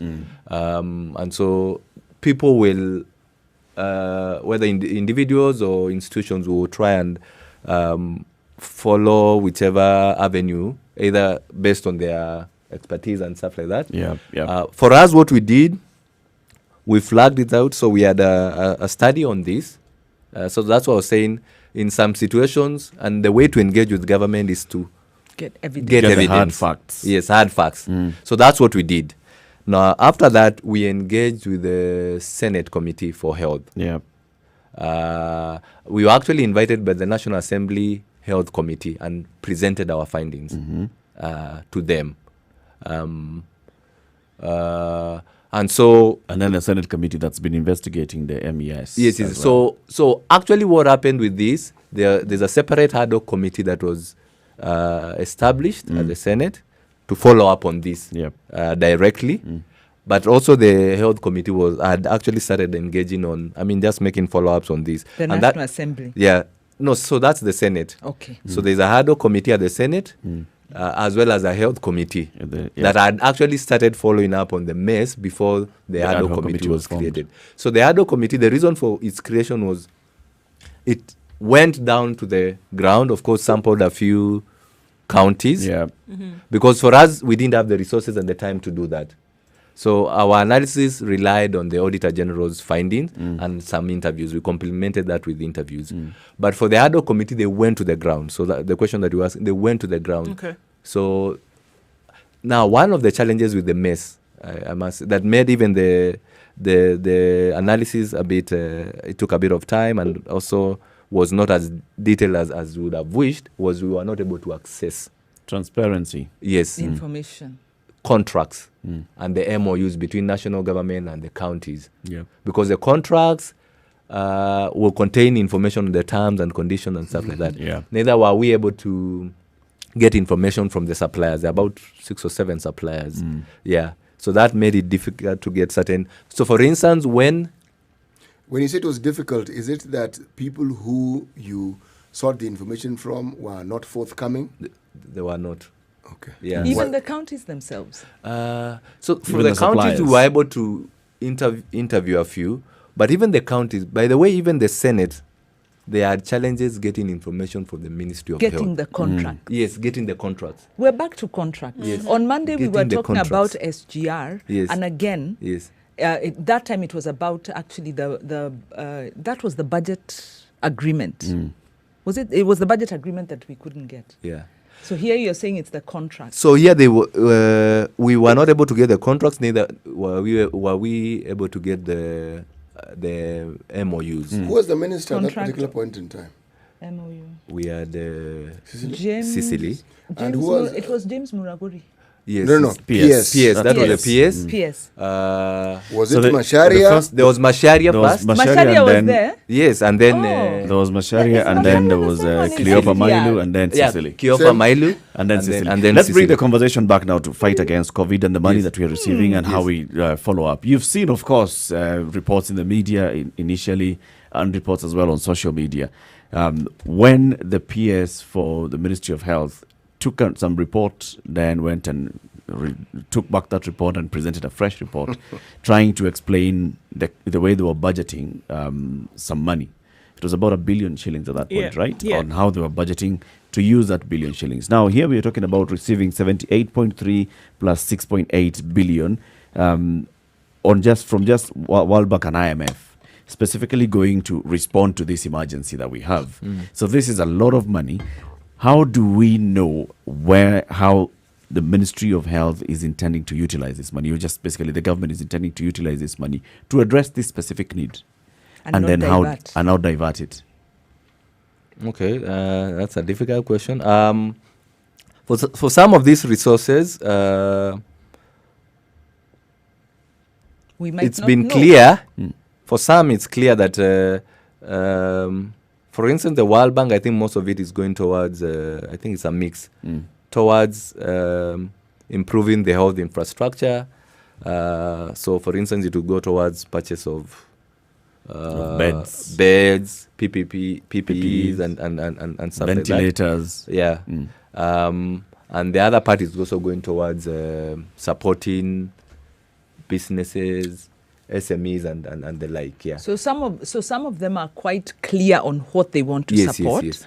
That if it was to be audited, we should be able to do so. But And is it also not all clear? of it. Are we clear about the support that is required? Whether it was asked for. No, the details of it. When you say support is a general word. But support, let's say it was support for water provision. Okay. Where and what exactly? Yep. So that when you are asking... Is it drilling boreholes, Yeah, or what is is it it? What is it? So, reticulation? yes. Increasing the piping? Yes. Or what exactly are we talking so about? that when you want to determine whether these funds were actually utilized for what was intended, you can check and say, this one was for drill. Were the boreholes drilled? Yep. Because you see, Were the pipes provided? the questions that were emerging with this 1 billion shilling was on the detail. Was on, you can say, yes, this is what we were intended to do, but then if What it did comes you down actually to do with it? Yeah. actually is supporting meetings and buying mandazi and sausages and spending Even them, they were 800 not specific on samosas because how many they samosas, didn't how tell many us people? whether they were vegetable or whether they were meat. the exact details Because of the this. queries raised by the AG on this example that I'm using on the Eurobond is that he couldn't get the supporting documentation. Yes. So he couldn't establish where it went. Yes. Yep. So it's very easy for government to appropriate or to say, yes, this money is going for that purpose. It's disbursed. Then it goes into half goes into a black hole. Take another break at 7:45. It's a Situation Room, Kenya's biggest conversation. Also telling you about KPA's new portal. That's an information portal, Captain Cargo. So it's out there. It's open and accessible for you. It's public. You know, it's very important that we say it's public. Just log on to www.kpa.co.ke/Captain Cargo, KARGO. Promising of certain standards that will be kept. So we're looking at general standards that we looked at before, standards for port operations. So aids to navigation. So when CT was exporting his precious cargo yesterday, you could be assured. Specifically, what I was exporting. Avocado. Thank you very much. Avocado. Sorry. Oh, precious could mean many things. Avocado. Avocado. We know. Oh, Is that joy. thing a fruit or a vegetable? Okay. Avocado. We'll look into it Food. and Food. Superfood. Yes. it's a superfood. There you go. Voila. Well done, Eric. So, you would be assured of, aids to navigation. So you would know where it is that you needed to go. As we went through all the steps yesterday, by the time you got to KRA, made those payments, KPA sent that information all across board, and then you get your... What color did you want your slip to be? Pink or yellow, whatever it Blue, was. actually. Blue, right. You got your blue slip, which is a position paper. What you didn't tell me, do they accept M-Pesa payment? I'm sure in What this items day and are age, you in this day and paying age, they via would. M-Pesa to China. No. The They don't pay payment to of they it. pay to KRA, KRA those and processes. then- Processes. those Oh, processes. for I'm sure their- they would. I don't think. We'll ask But the the portal the- would give you that information very clearly, and that's one of the fantastic things about the portal, because then it allows you to see all the information that you would be looking for would be here, right? So aids to navigation, very clear for you how you're going through, and the time that it would take you to do all this is now what is available, and Captain Cargo does that for you, as you saw yesterday. Seamless operations, and people in China are enjoying avocado as we speak.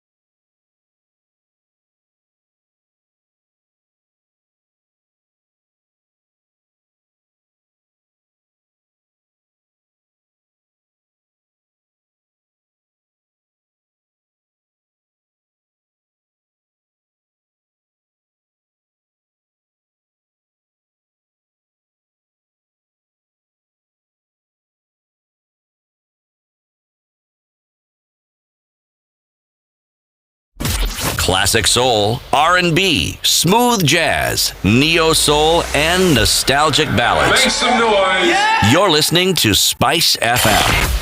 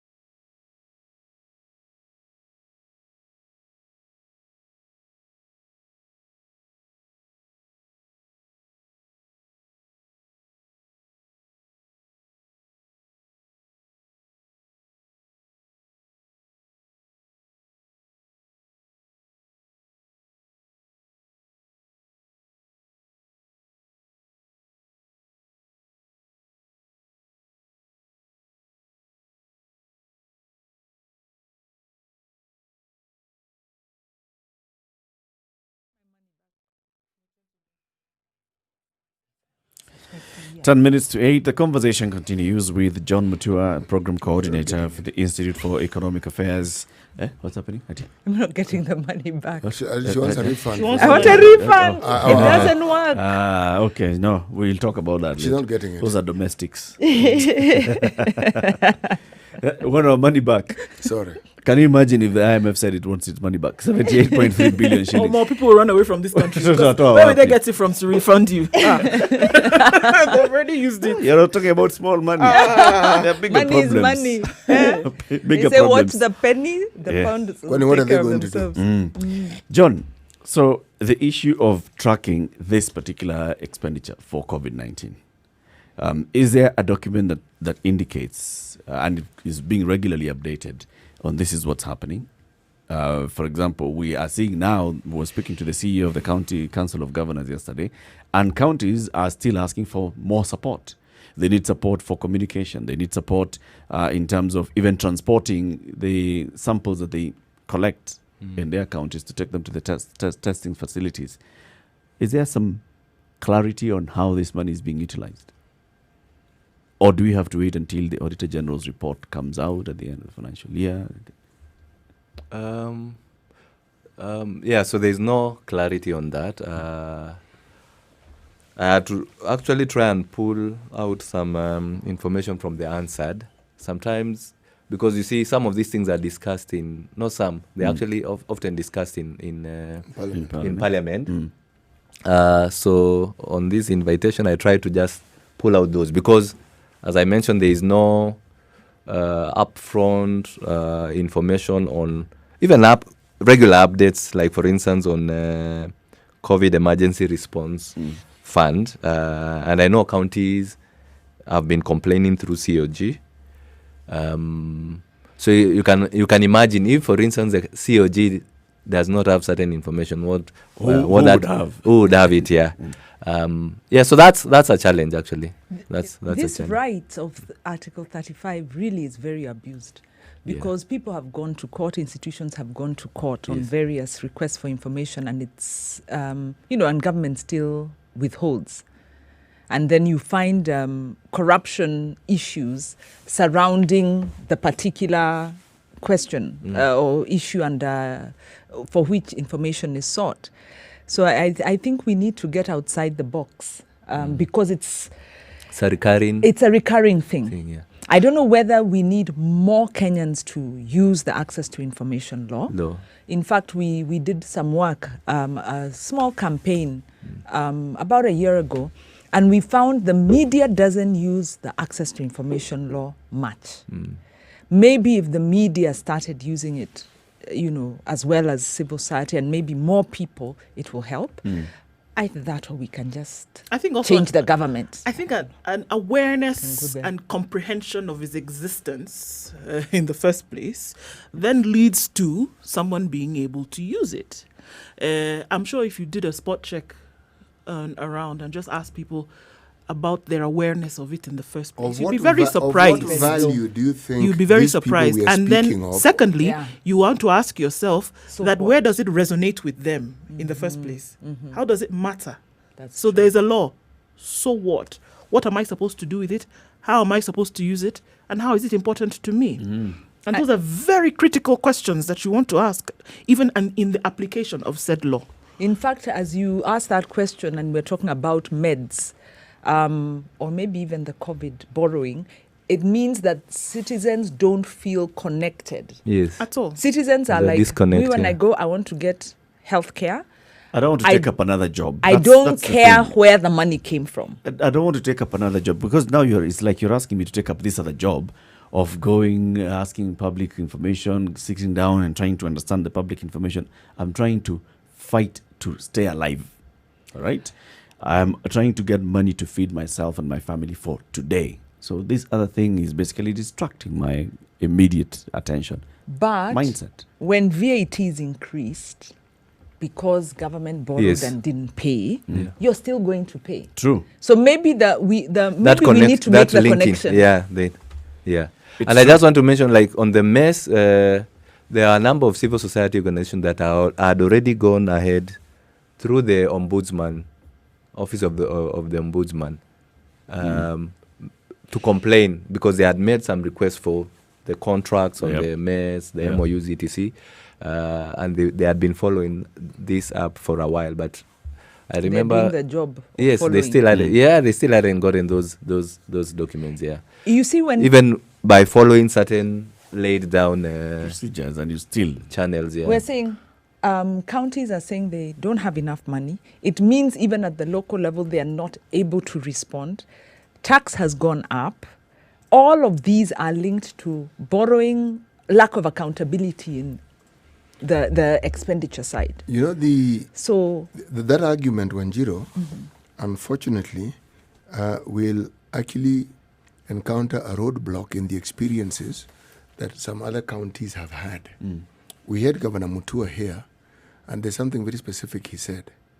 You look at the problems, you look at the resources, and you decide.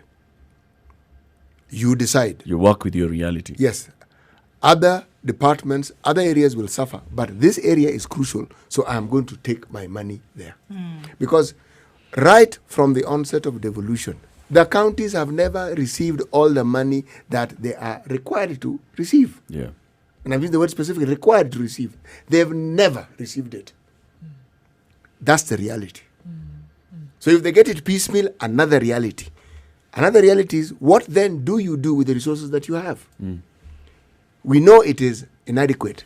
So that story is tired and old. We know. But what do you do with what you have? yeah, but the question I was asking is, yeah, and maybe that's the question citizens ask. Citizens are more concerned about corruption, about how the money is used, but they don't ask questions. I don't know. They want to how, see how if- come citizens if- are concerned if about more- corruption but won't ask for the information? If more and more citizens saw the work of the counties like practically and seeing, and then the government say, can you imagine, I only did that with half of what I was supposed to have received. Imagine if I And got. if Imagine I'd gotten if I got more, the full amount. I'd like more so that we can, for example, complete this and this other project. I can build this other hospital in this sector or this part of the county. And this is what we similar to keep the one that saying. we saw. You have to create a scenario where people are able to imagine what could be in the absence of corruption, And then in you rally the them around absence that. of pilfering and such. Create a scenario where people can see this is actually what can happen. And so when they see that, the likelihood of them pushing for it is much higher. Just a quick Imagine what point. happens when Quick point. an hour runs so fast. Quick point. Imagine what would County happen if this budget- hour was a bit longer. County Budget Economic Forum, that is why I think counties did not make those bodies strong, because they were interested. yeah. These John, as we come to the end of the show, your final and closing remarks. So I mean, as we've been discussing, I think there's need for the public to show more interest and be hungrier about how the government is spending public resources, Right. because this actually has an effect actually on taxes, because what happens is that the more borrowing and the more government borrows, it's actually, but borrowing is also sometimes what is referred to as deferred. There's an expectation that taxes will go up. So it's important for the public to continue being vigilant and to continue putting pressure on government. We've had some certain successes, but they need to push more. Especially on Be more not just on engaged. on the COVID, yeah, be more engaged. We have certain success stories, but I think that there is need for more civil society organizations to come together to be able to hold government to account, because this is what is likely to bring better resources and improve the well-being of Thank you. Kenyans. Thank you very much for coming to us. And as we say goodbye to you, Siti Buga is going to tell you today's proverb. When you show the moon to a child, they only see your finger. Meaning? Moon, child, Finger. point. Yeah. Daddy, look, moon. the child sees you. Okay. You're their whole universe. It's 8 o'clock. Thank you very much, John, for coming, and have a good day. Yeah, 8 thank o'clock. This is the Situation Room, Kenya's biggest conversation. Let's take a look at traffic.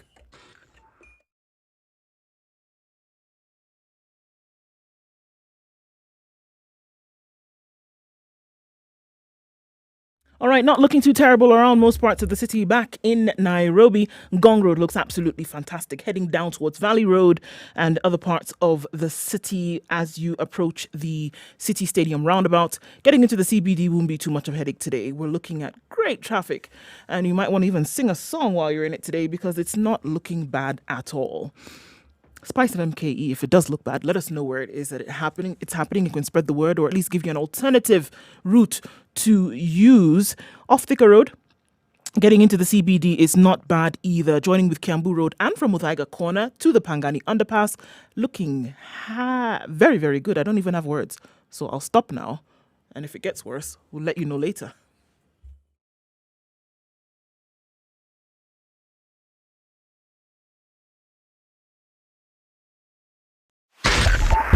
.5 Spice FM, Kisumu.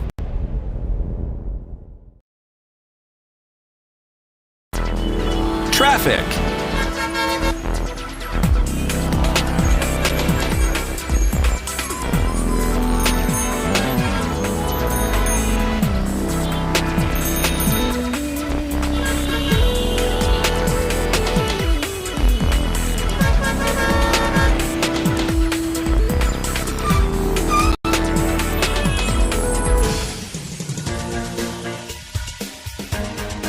This is the Situation Room, the home of hard-hitting political commentary and penetrating insights about the state of the nation. This is a talk radio experience like no other. The Situation Room, a place for hard truths, debates, and elevated conversations. The Situation Room, witty, 3 minutes after 8, the Situation Room continues.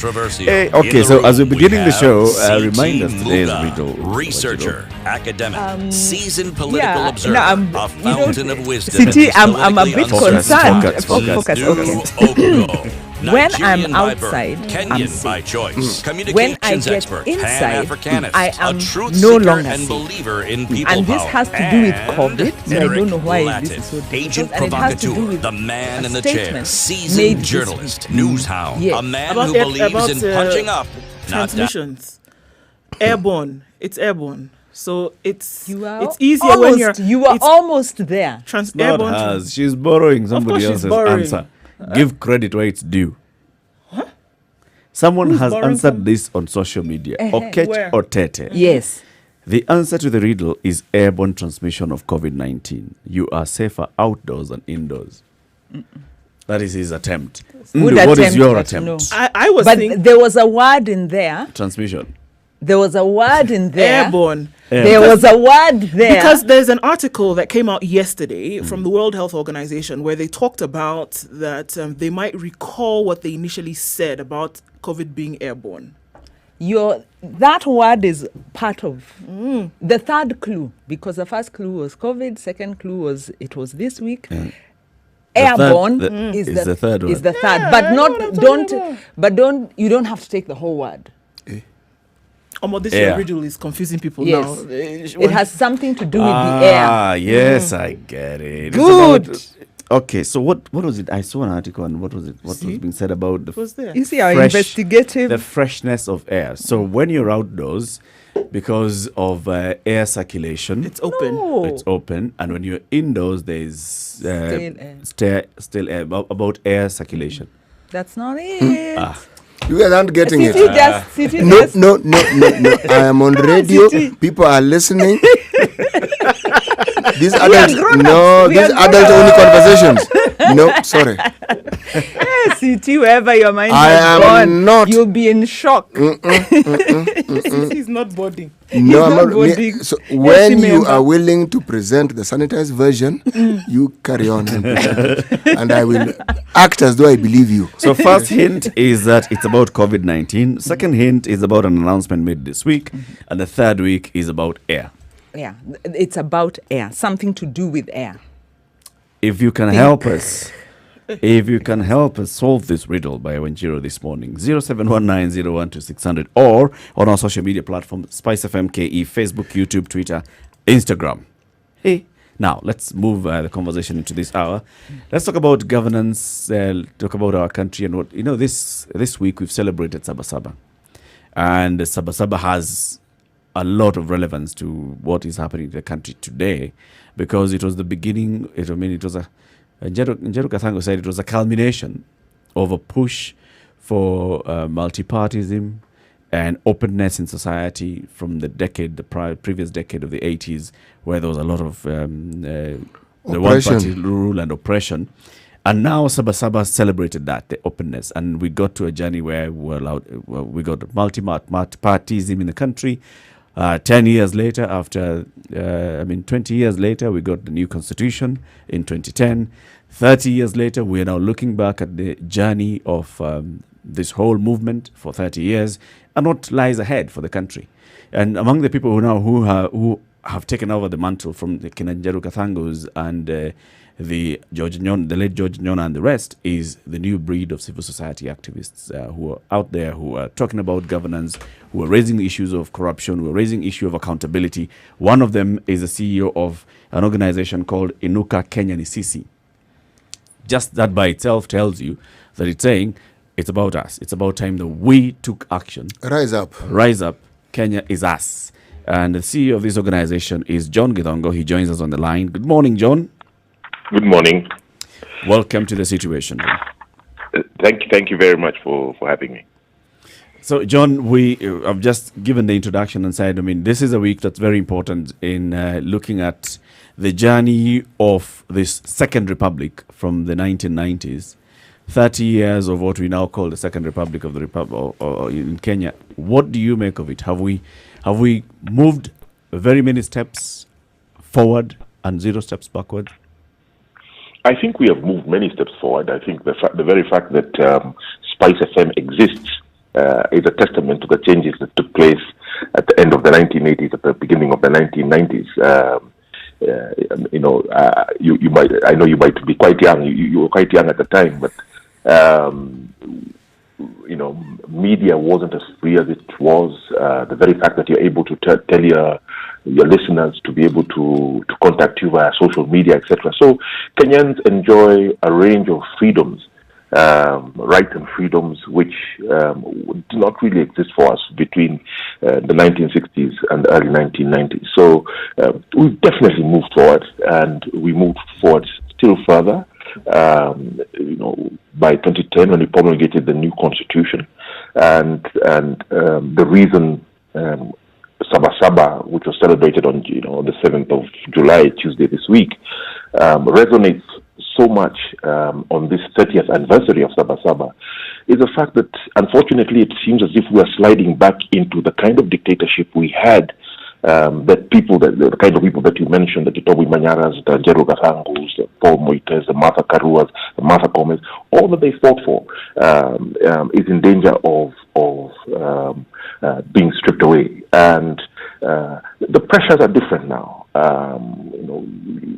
For yourselves in media, for example, the kind of challenges you're facing in terms of the commercial model you have, the way government advertising is used against you, the challenges the judiciary is facing. It's almost under siege now.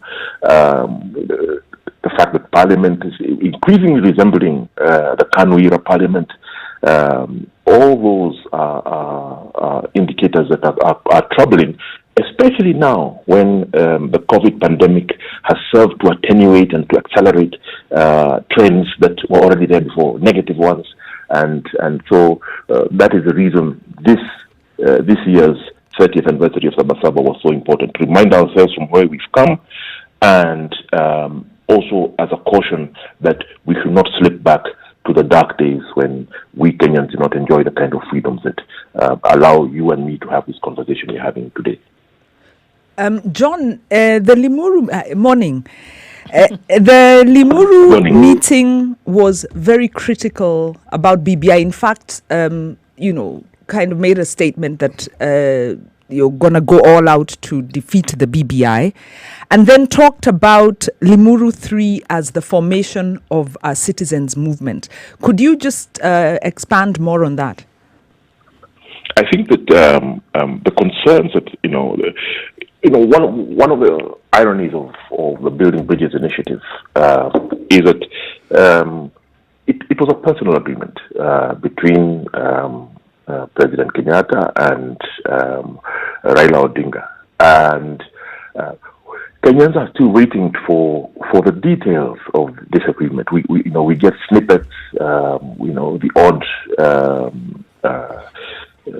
article in the media, the odd statement here and there, lots of stuff on social media in terms of the proposals that they're making.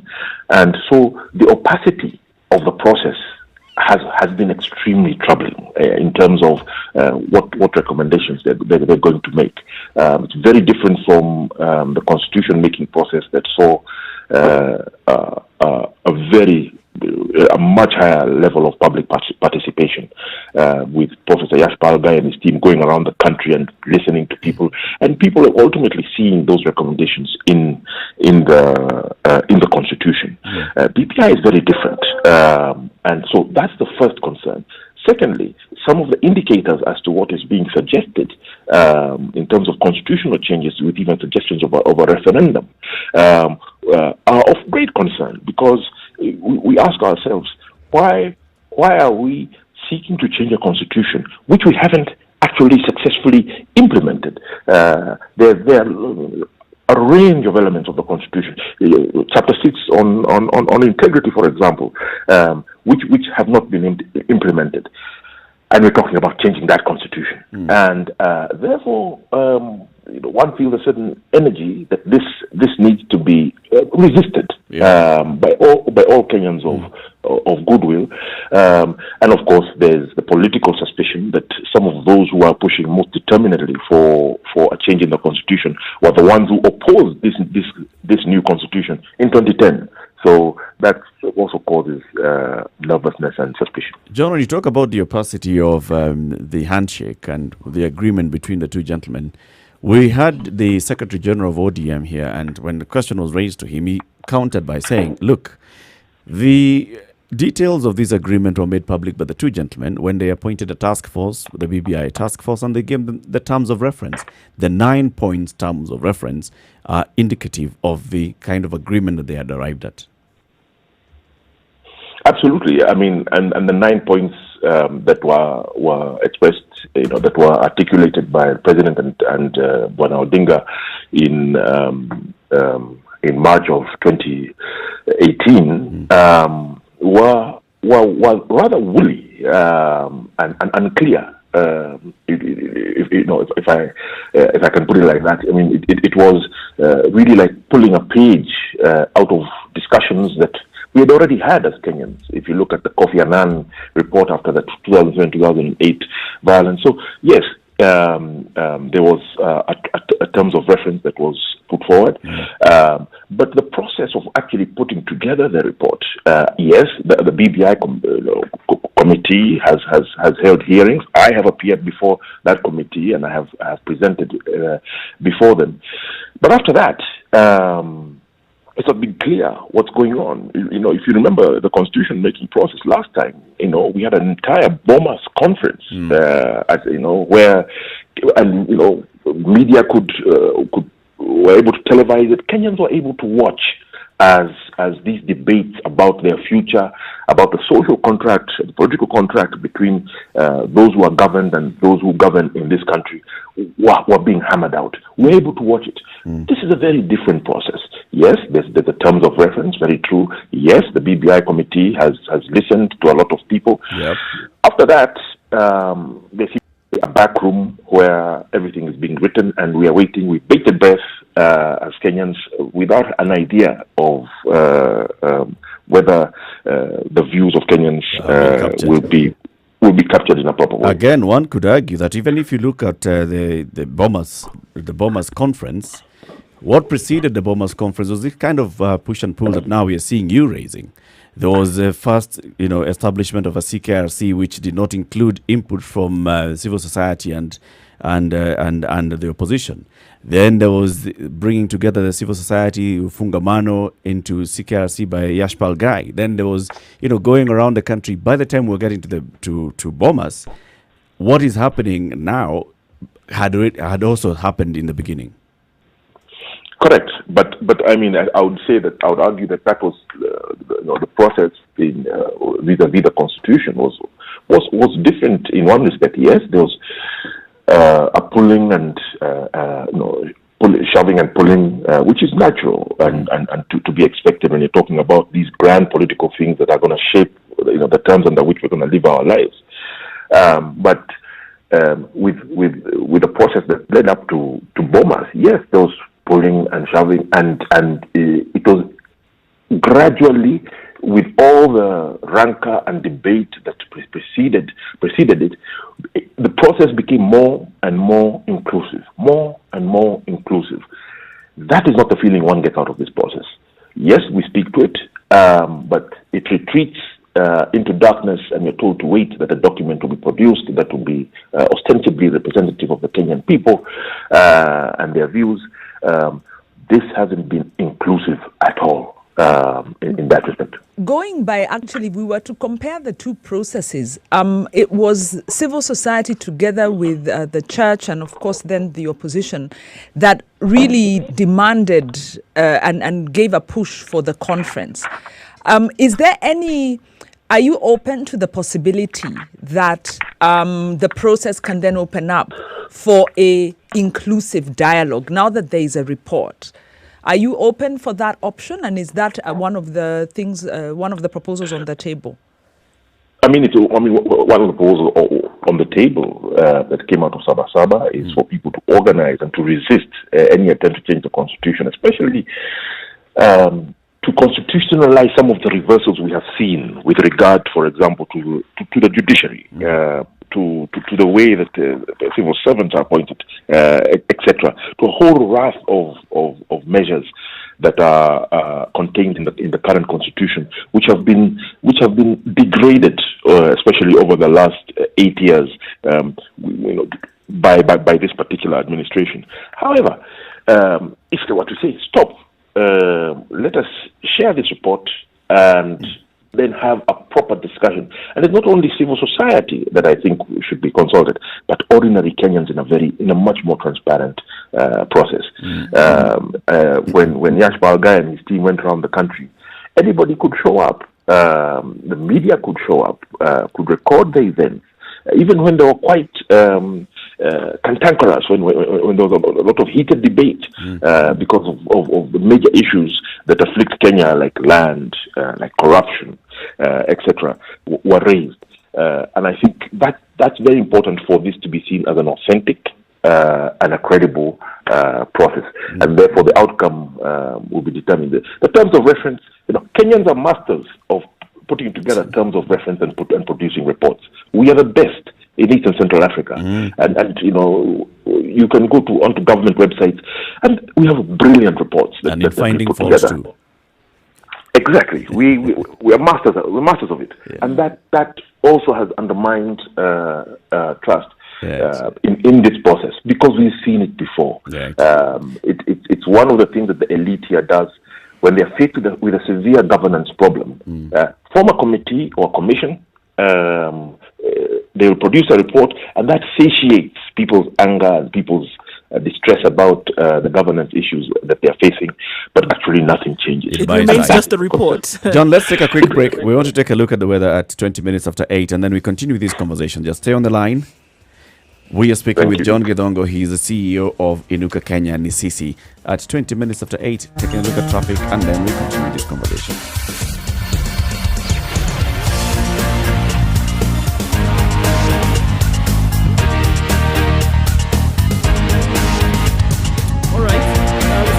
In some parts of Nairobi today, we'll see 14 degrees, highs of 23. Again, the chance of showers in the afternoon. And in Nyeri at 14 degrees, it's mostly cloudy, highs of 22 and lows of 11. 23 degrees, the high, and lows of 11 in Nakuru today with partly cloudy conditions. In Eldoret, it's forecasted to be a wet afternoon with thunderstorms, highs of 21 and lows of 12. In Kisumu, it's partly cloudy at 21 for now, highs of 26 with showers expected for most parts of the afternoon. In Kakamega at 17 degrees, we'll see highs of 24 today and lows of 15 with showers expected later. Partly cloudy conditions in Malindi at 26 degrees, highs of 28 and lows of 23. And in Mombasa at 26 degrees, we'll see highs of 28 and lows of 23 with partly cloudy conditions. In Kampala, it's mostly cloudy at 20 degrees, We will see highs of 24 and lows of 18 with thunderstorms in the afternoon. In Dar es Salaam at 24 degrees, showers are expected later with highs of 27 and lows of 22. In Joburg, it's mostly cloudy at 7 degrees. We'll see highs of 18 and lows of 7. And finally, for now, in Lagos, clear skies currently at 24 degrees. Showers expected later with highs of 29 and lows of 23.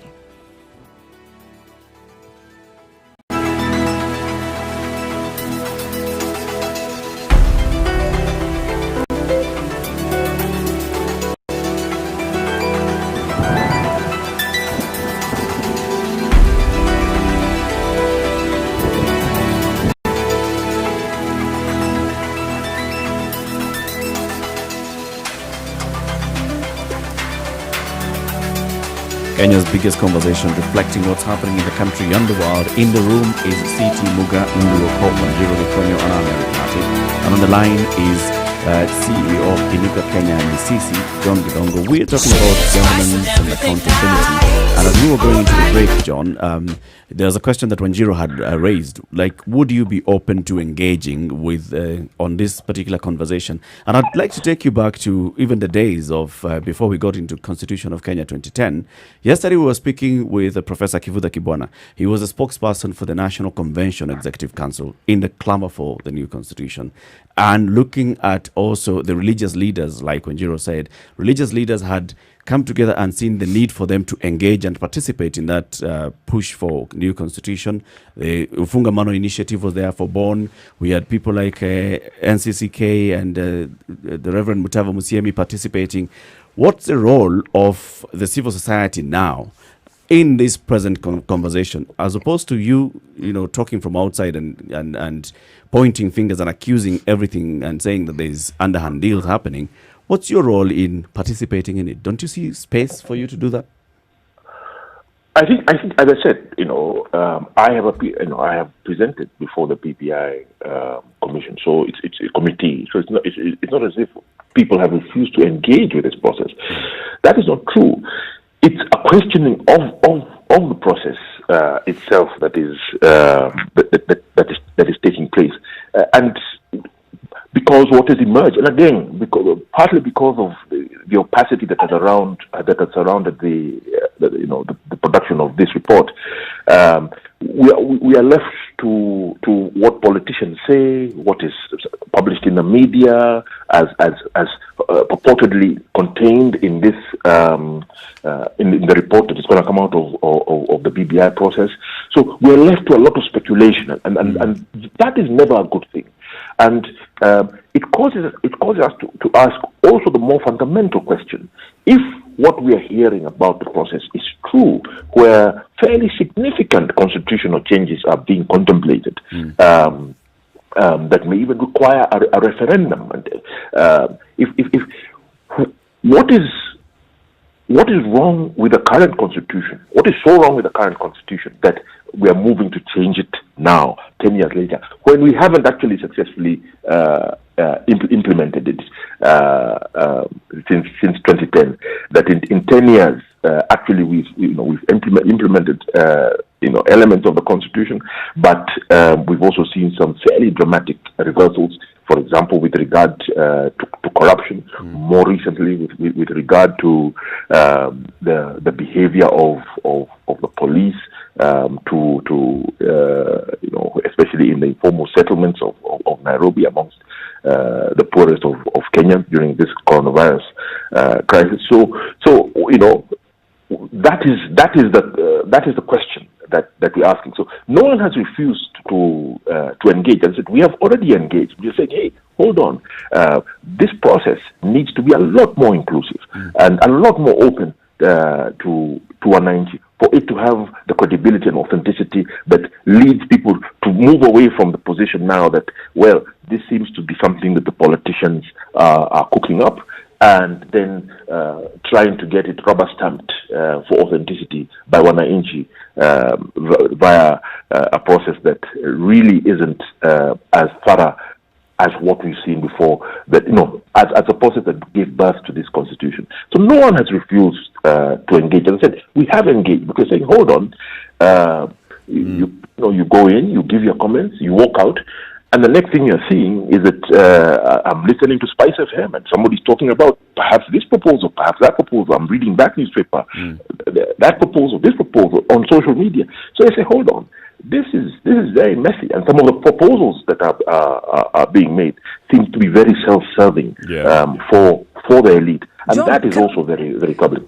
Can I ask, with respect to the Limuru 3 conference, what is the defining issue or the defining issues around, Kenya's liberation or the third liberation or the democratic process? What's the defining issue that was identified, and what are the resolutions that came out of the conference that Kenyans can get excited about? I think the most important resolution was for us to begin to come together, not only civil society, but all Kenyans of goodwill in all sectors. And as you said, this is something that has happened before. To defend this constitution, to defend the current constitution, because I think we worked hard to produce this constitution. A lot of people suffered and died that we may have this. So first of all, to defend it, and then elements of it that are critical, that have really changed Kenyan's governance landscape totally, like devolution, ensure that we protect devolution. So it was a commitment that the civil society and all Kenyans of goodwill should come together not only to protect the constitution, but to ensure that a few families, essentially protecting their own political and commercial interests, don't use the excuse of fine-tuning, improving the constitution to protect their own private interests. John, can I ask you, even as you say that, and say that, Kenyans should come together with the organizations of goodwill, etc., assuming that a majority of Kenyans actually are interested in seeing that the constitution that was put together in 2010 is what they want to follow, how should this happen? How must it happen? As opposed to saying come together, practically, how should that happen?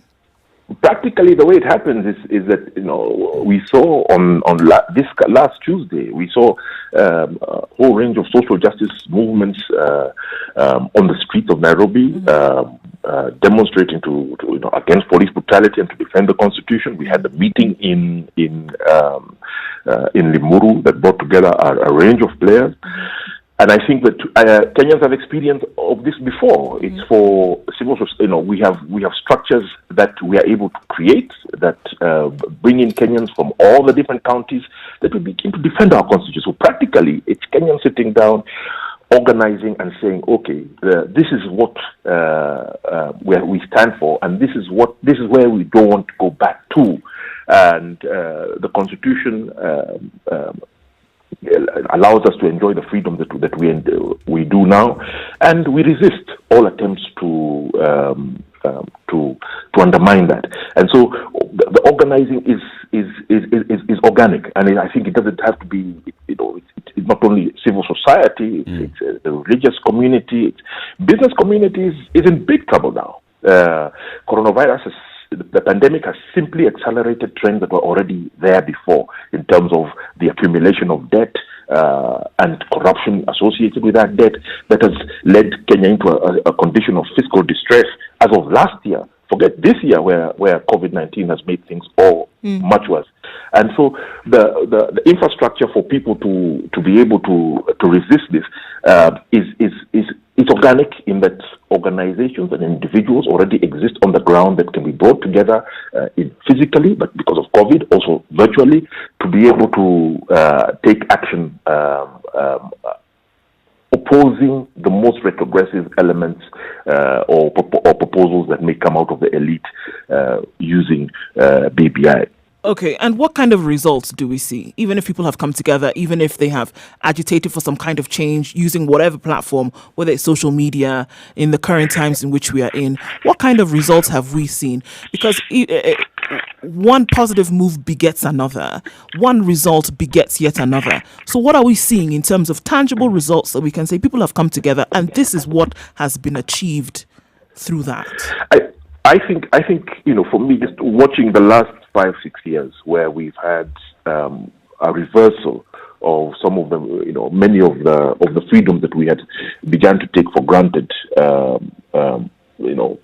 really since 2002, and then most urgently from 2010. You've seen a range of actions taken by government, challenged in court through public interest litigation, by civil society, by individuals. We have individuals like Okia Omatata, etc., the work of the Katiba Institute. And they've been very successful and in terms of defending the rights of Kenyans and upholding the principles and values that underlie our constitution. So that has been very, very positive, and I think that it is now what has simply happened is that a combination of succession politics, which is normal. 2022 is coming up, and succession politics is one that we expect. But a combination of that, an economic crisis that is fueled by the profligacy and corruption of this particular administration, and then the COVID pandemic have combined to create for perfect a far more storm. urgent. It is. You've put it just right. It's a perfect storm, and more than a health crisis, it's a governance crisis that Kenya faces. I remember I think the Foreign Affairs Minister or the Minister of Health of Singapore said that COVID-19 will test people's health systems, but it will also test people's governance systems, and it will test the social capital that governments have. Those are the three things. So you can have an excellent health system, and we've seen some countries, even in the West, who have excellent health systems having difficulty responding to COVID because of governance challenges. Yep. And so Kenya is faced now with a perfect storm of governance challenges and the social capital as well. John, social capital and trust is low in this government. Let's take another break. Let's take another break at 27 minutes to 9. We want to see what's happening on the roads, a little bit of traffic update, and then this conversation continues. And when we come out of this, I'm just going to ask you straight up, is this another Fungamano moment, an opportunity for civil society to come together with all these other justice organizations, civil justice organizations, to come together to speak with one voice on what is currently happening, especially with regards to the BBI process and others? Good morning. It's 26 minutes to 9.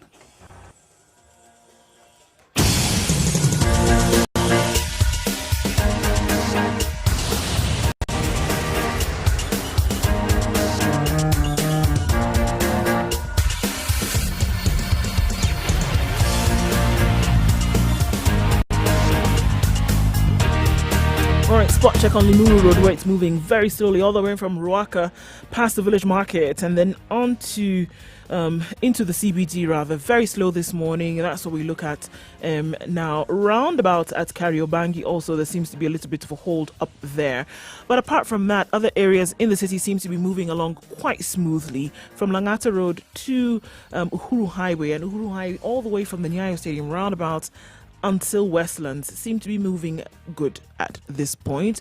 Coming out of traffic hour in a short while, but it looks like you won't have many problems turning into headaches with traffic this morning. If you do, let us know. We'll spread the word or at least find an alternate route. Spice FMKE, that's how you can get in touch.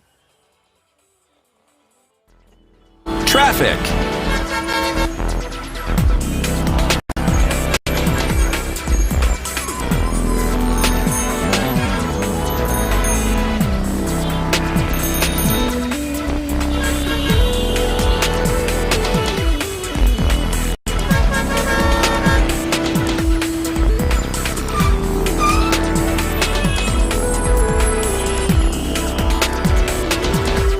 Any questions or comments for John Gidongo, who is the CEO of Inuka, Kenyan CC, on our social media handles, Spice FM KE, Facebook, YouTube, and Twitter.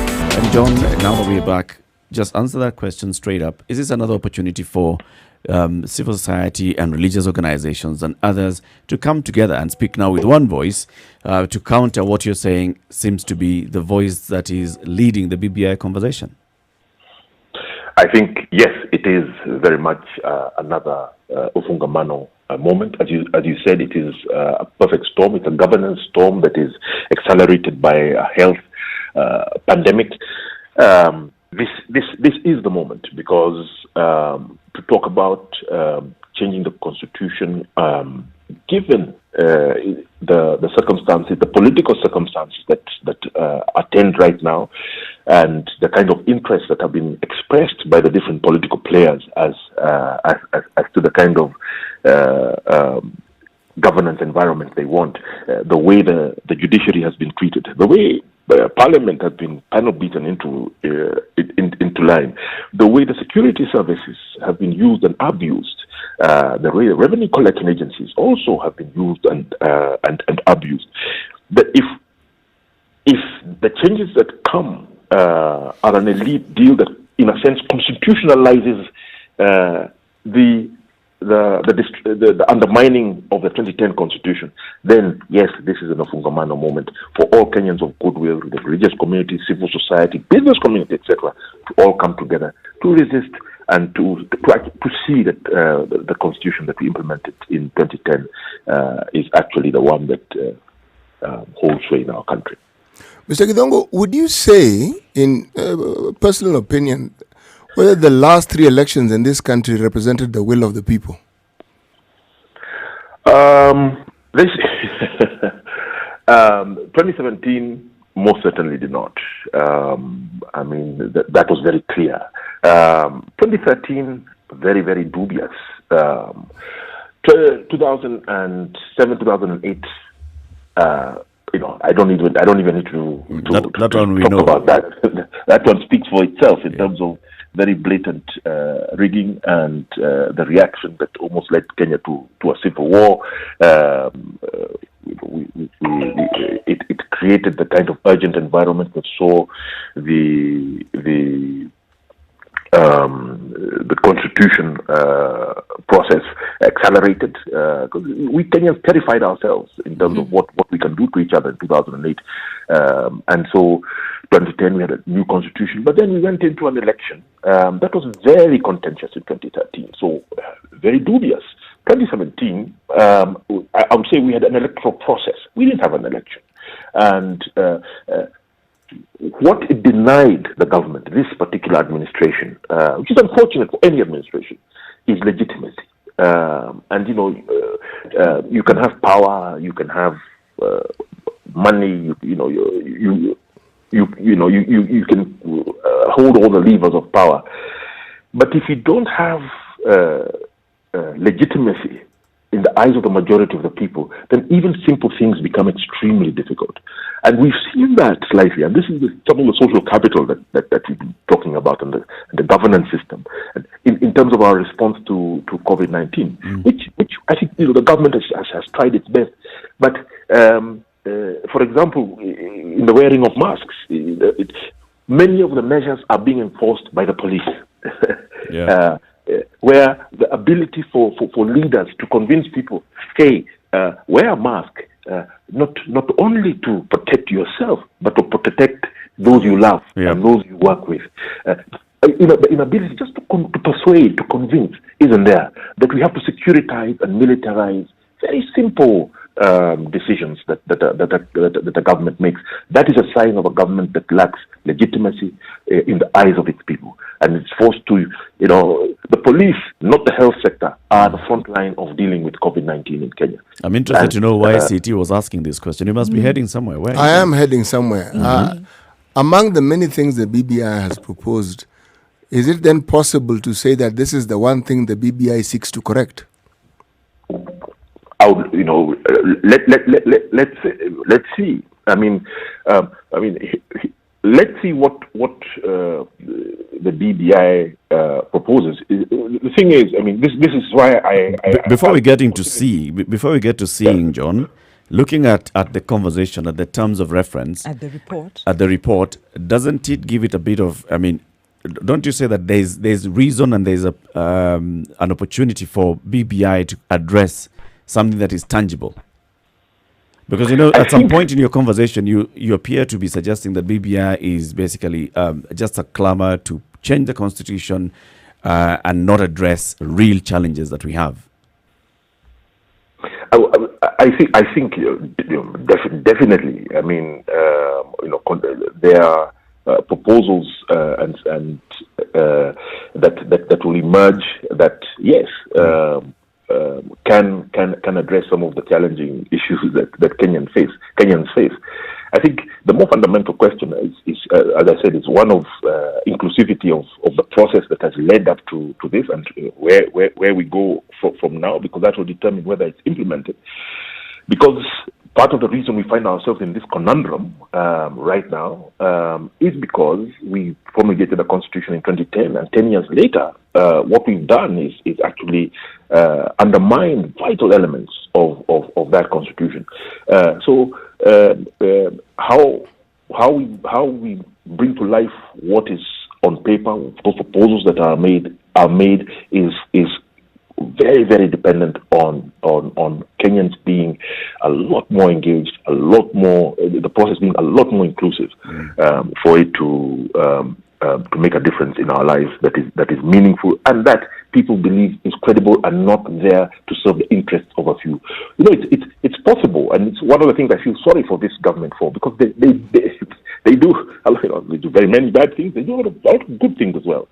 And often the good is lost because of this environment of a lack of trust, a lack of credibility, a sense that a lack of authenticity that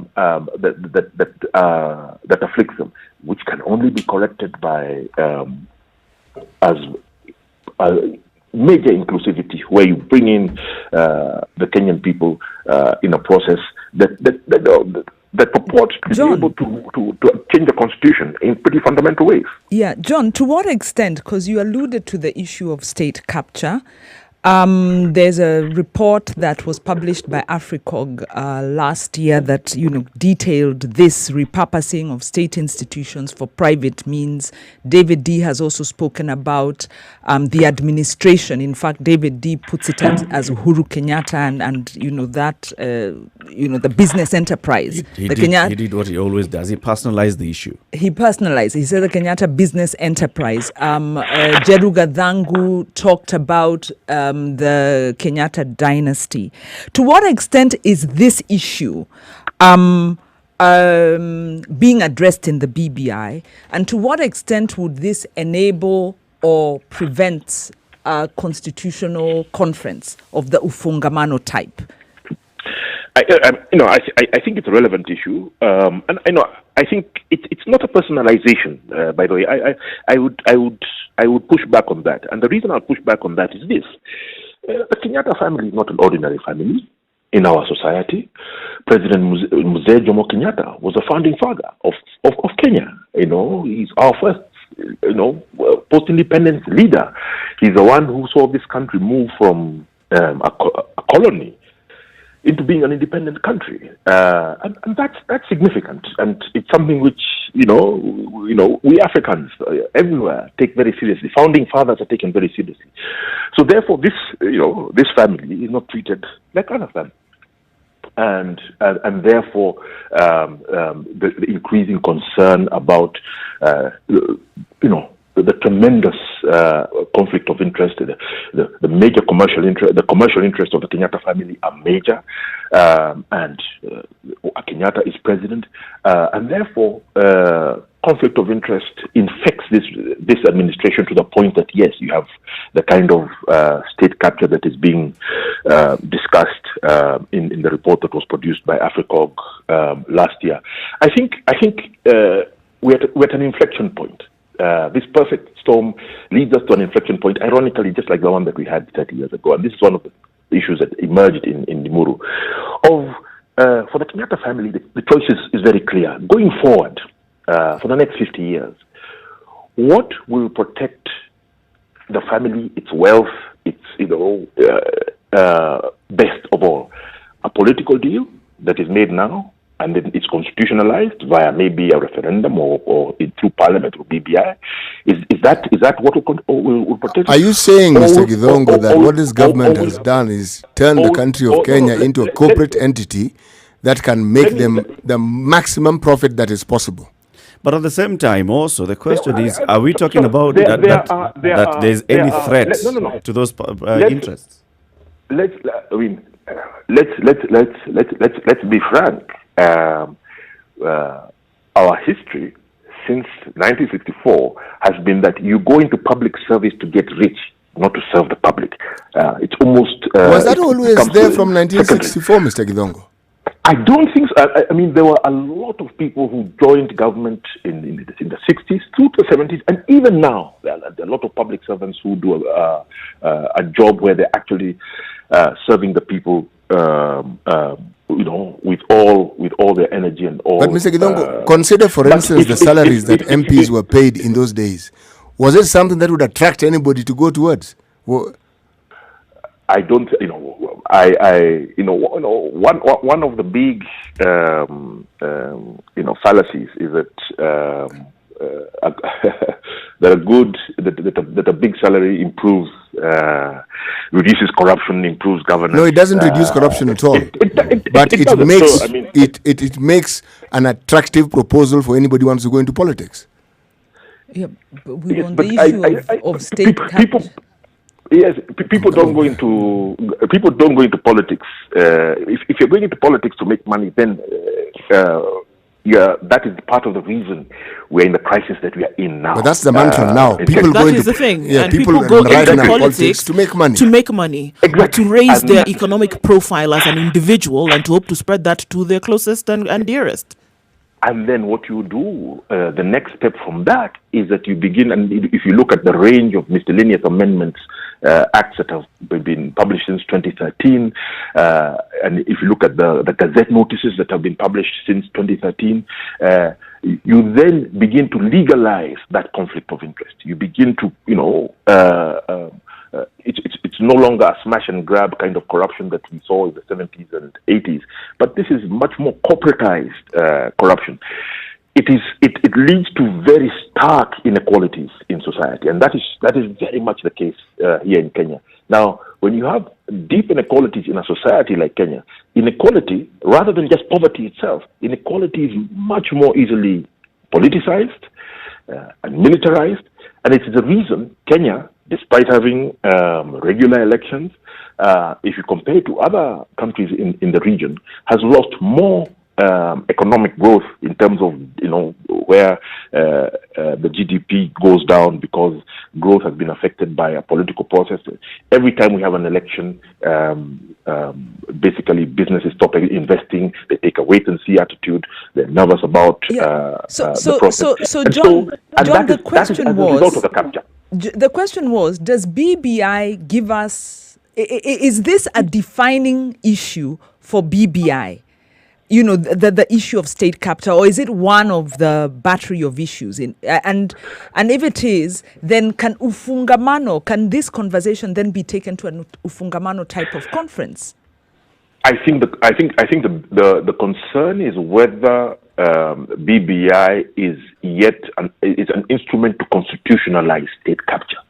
That is a fear. And yes, a ufungamano process can unpackage that, can reverse that, can resist that. And I think it's essential because that's the concern. That with BBI, what is happening is a very sophisticated, in a way, way of constitutionalizing the conflict of interest and the state capture that has been described as attending to Kenya's governance environment right now. John, as the architect, as one of the key architects of the anti-corruption infrastructure that we have in Kenya today, what did you miss?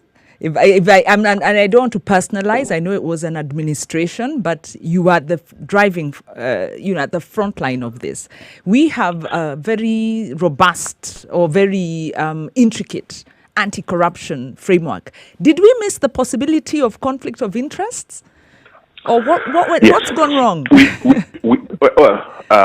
I'll just answer that with 2 points. Number one, the anti-corruption strategies that were adopted across many African countries, starting from really from the mid-1990s, where, all these countries where we have anti-corruption agencies, and we have economic crimes and anti-corruption laws, all that was implemented across many African countries as a result of IMF conditionalities in the 1990s. So, though externally driven to an extent, and very heavily focused on prosecution of corruption. And yes, so we did not focus enough on the integrity side of the fight against corruption. We focused on the prosecution side, which is the most difficult and the most even in developed countries, the most unsuccessful. It's prosecuting a large anti-corruption case that involves key politicians and key business people in a society takes a long time. It is very difficult, and it does not inspire public confidence. We didn't take enough. We didn't take seriously enough the integrity side, which is dealing with conflicts of interest. We had MPs and other public officials declaring their assets and liabilities and those of their families. Those measures were also part of our program, and perhaps we should have.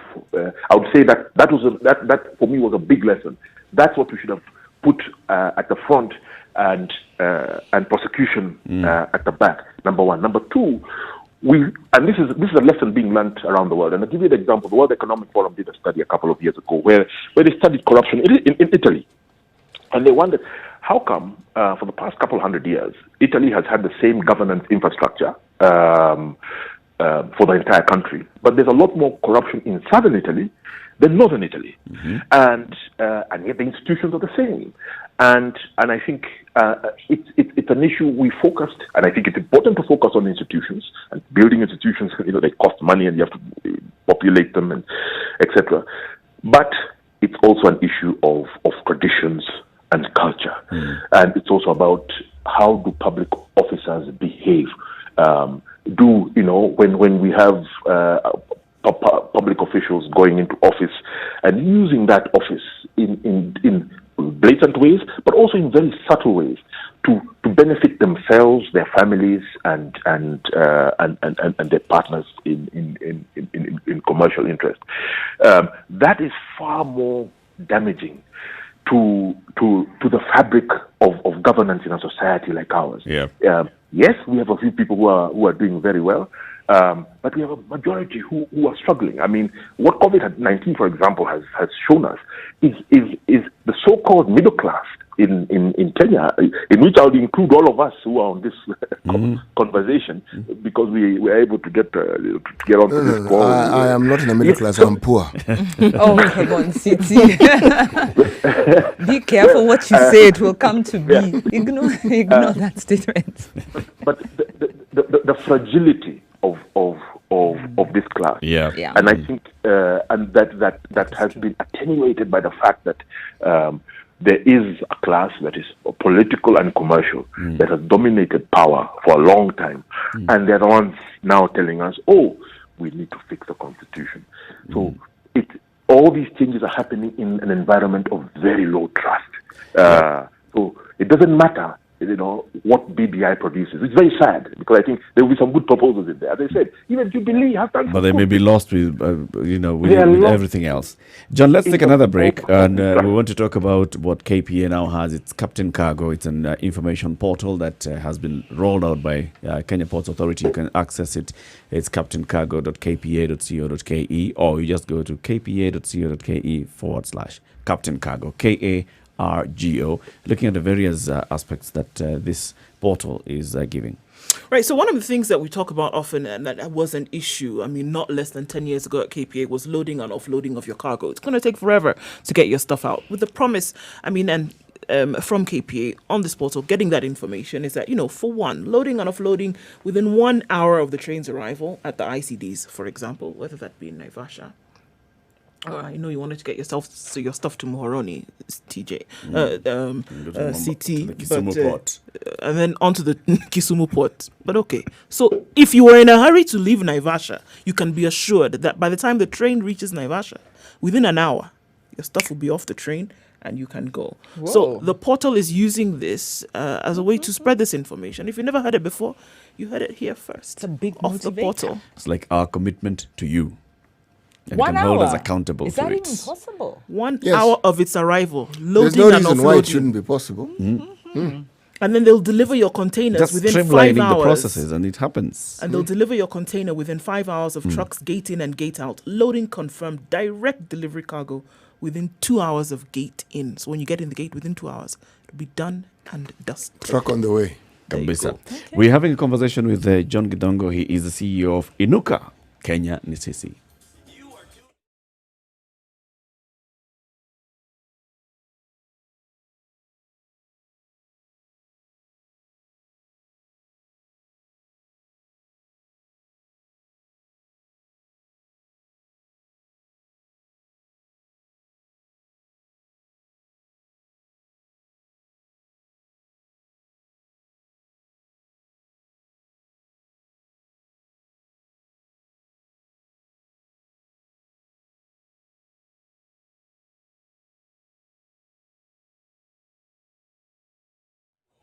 Coming to the top of the hour, and we want to conclude our conversation with John Gidongo. John, an hour is a very short time, as you realize, when you're having a conversation of this nature. So I just want to give you now an opportunity to give your closing remarks, and also maybe you can introduce us to Inuka Kenya Nisisi and what you do.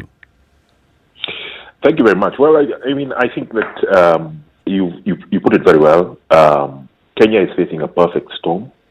COVID-19, which is a health pandemic that's affecting the entire planet, has simply attenuated what was already a governance crisis for Kenya, and created the perfect storm that you're describing. I think now is the moment for Kenyans, all Kenyans of goodwill, because everyone is suffering, everyone is feeling the pain, to basically stand up and resist attempts to undermine this constitution, even if they're presented as ostensible attempts to improve it in some way or the other when it hasn't been implemented in the past. I think it's time for Kenyans to basically say, okay, do we want to slide back into a dictatorship, quasi-banana republic that is run for the profit of a few families, or do we want for this to be a country where every Kenyan who is born can live and actualize themselves, without concern that I don't belong to the right tribe, I don't belong to the right group, and therefore my future is set for me. If I am born in Marsabit, I shall never be A or B. If I'm born in Kiambu, I can, and I support this particular group, my future is set for me. Unless we can deal with that, Kenya is stuck, and Kenyans are extraordinary people because they're resilient, they're hardworking, and they've suffered through these challenges before. This moment is special because we have the Constitution being undermined at the same time as a health pandemic and an economic crisis, which has been caused by the profligacy and corruption of this particular administration. John, thank you very much. Thank you very much for all your words this morning. I mean, like I said, an hour is quite a short time. We'll invite you to come now into the studio now that kumefunguliwa, so that you can come now and we have this conversation face to face and one-on-one. Asante sana. We wish you a great day. Keep listening to the next hour, because in the next hour we'll be speaking to the Deputy Chief Registrar of the Judiciary. We are talking about fighting corruption through effective and efficient judicial systems. I'm sure that is something that would be interesting also to listen to. Thank you, John, and have a good day. It's 9 o'clock. Good morning.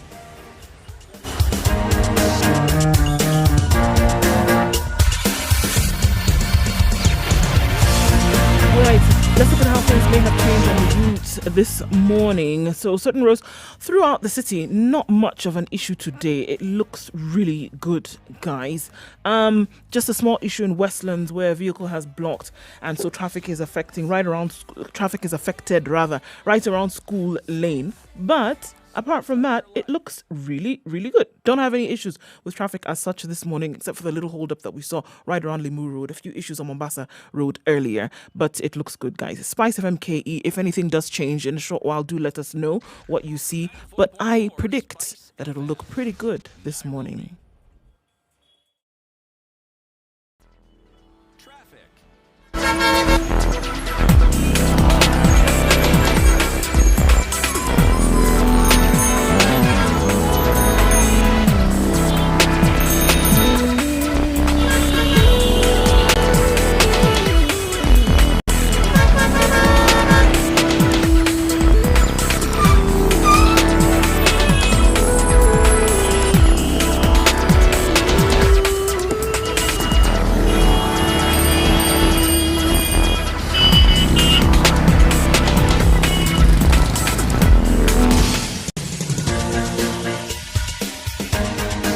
This is the Situation Room, the home of hard-hitting political commentary and penetrating insights about the state of the nation. This is a talk radio experience like no other. The Situation Room, a place for hard truths, debates, and elevated conversations. The Situation Room, witty, political, engaging, deep, controversial. In the room, we have CT. To look at today's proverb by CT Muga. Remember, we are live streaming the show on www.spicefm.co.ke, and also we're live streaming the show on our social media handles, Spice FM KE, Facebook. We're on YouTube. We're on Twitter. You can follow the conversation as well on Instagram, Spice FM KE. CT, before we talk about this riddle, what is today's proverb? When you show the moon to a child, they only see your finger. Okay, now let's come to this. Yes. Nikiwa ndani unapiga kelele, nikitoka nje unanungunika. Hapana. Nikiwa nje, when I'm outside, I am safe. When I am inside, I am not safe. Can I just go Less ahead safe. and... I am not safe. Okay. Or less safe. Can I No go longer ahead? safe. No longer safe. Can I go ahead and... So the issue is COVID. The answer is COVID. Yeah, it's to do with COVID. The answer is COVID. No, the answer, it's to do with COVID. It's to do with a statement that was in the paper. What is that statement? Today, and it has to do with air. Just give us a statement. Let's try one last time. No, if I give you the What's a statement, it's over. Yeah. At least we'll have won something. What? Yeah. Is there Uh, any other attempt? No other attempt. Give the statement. Okay. The CS of Transport has opened up air travel. We will be forced to social distance outside the airport. We will not social distance in the aeroplane because it is too expensive. So I am safe as long as I'm social distancing. This is what has been drilled in my head. When I get onto the plane, I don't social distance. And my question then is, Logic. where are we as vis-a-vis COVID? So it's about air travel. I didn't actually think it was that difficult, but my question is, why? Is this okay? Should I be feeling safe to travel without social distancing when I've been told it's all about And by the way, social this is not unique to Kenya. It's across the globe. This is what's happening at airports. There's a lot of time that's being taken to board a plane because you must observe physical distancing when you're boarding a plane. This sector of the plane is boarding now, and then we disinfect and you board, and then all of you go into the same flight, which is You're sitting at within least inches of each other. 80, The plane is 80% full. disinfected. Oh, okay. All right. And you've been For the next tested. 8 hours when you're in this space. That plane is disinfected properly. And you've been tested. Everyone on a plane has And to they be... do what they are interesting because Not they do what tested. they're You must calling present. Not tested, Within screened. these- You, no. What's the within the difference? cabin. They're doing what they many call of a the airlines- recirculation of the air over and over again.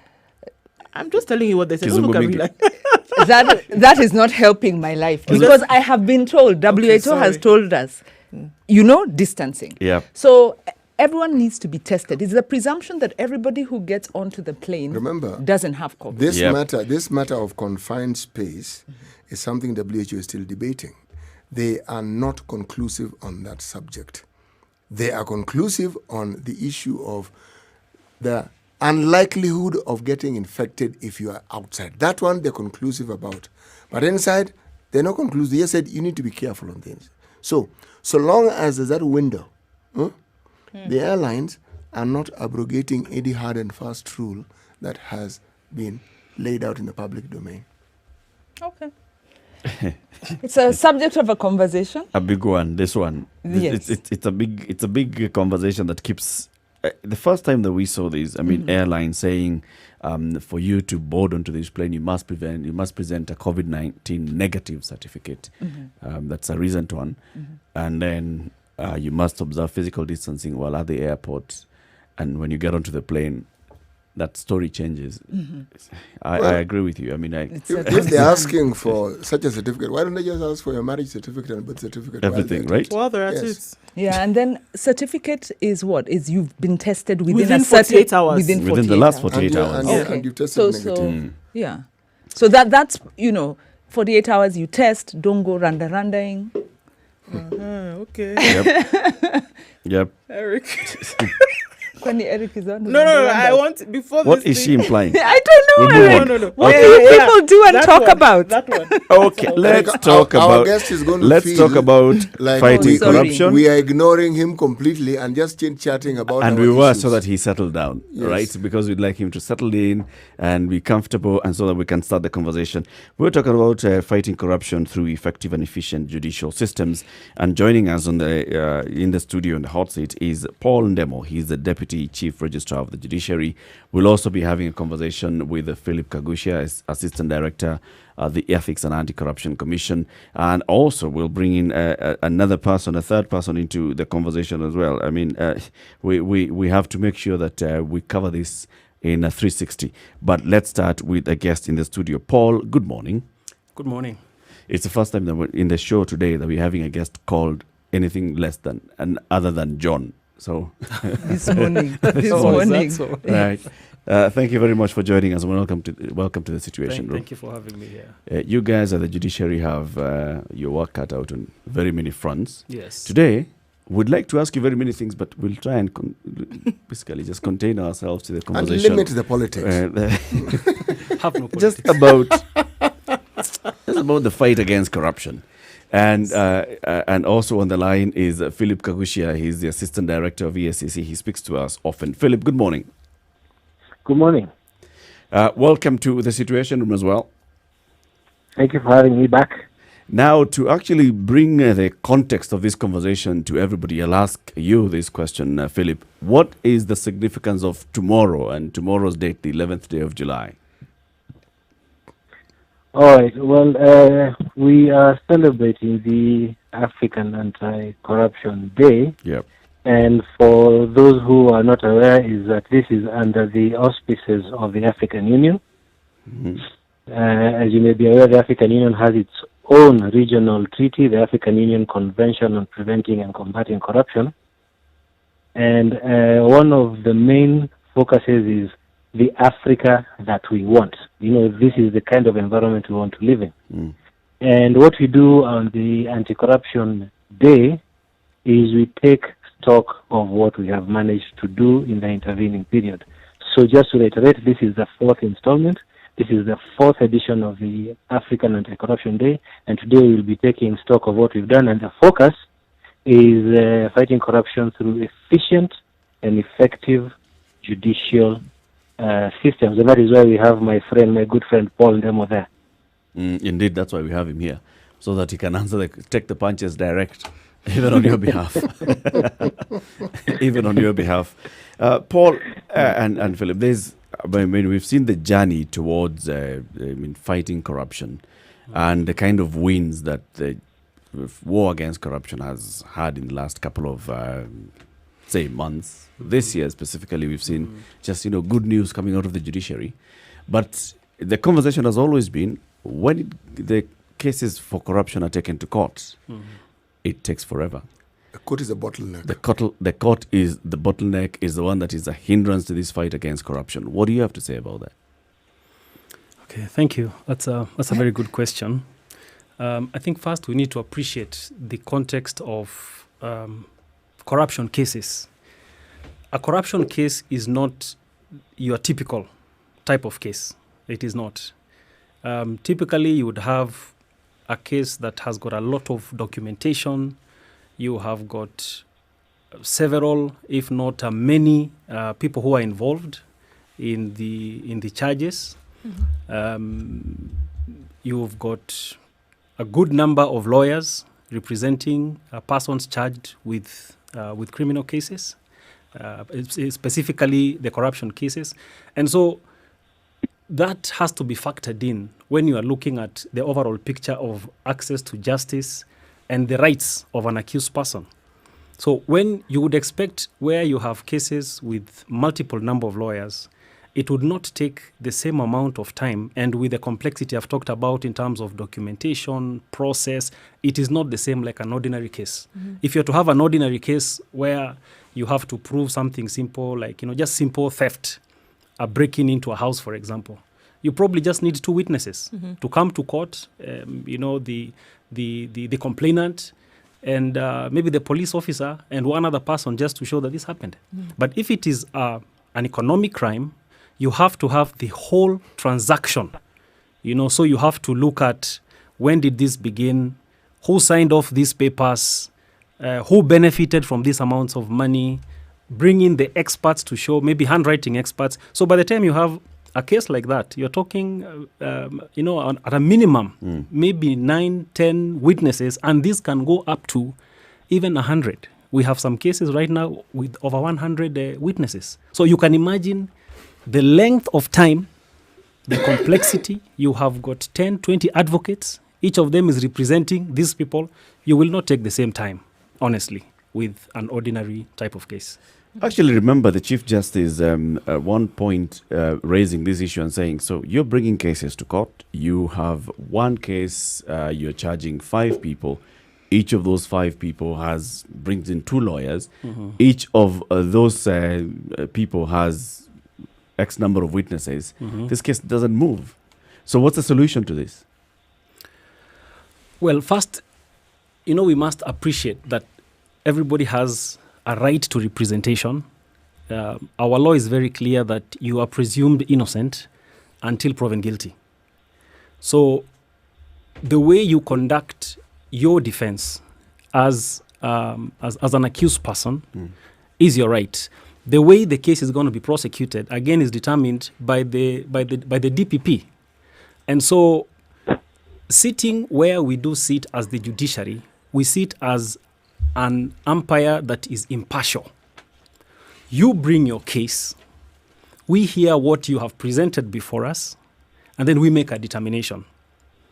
So in terms of how to manage that type of case, to a very large extent is left to the agencies that are now bringing that particular case before you, because you sit here and wait for the presentation.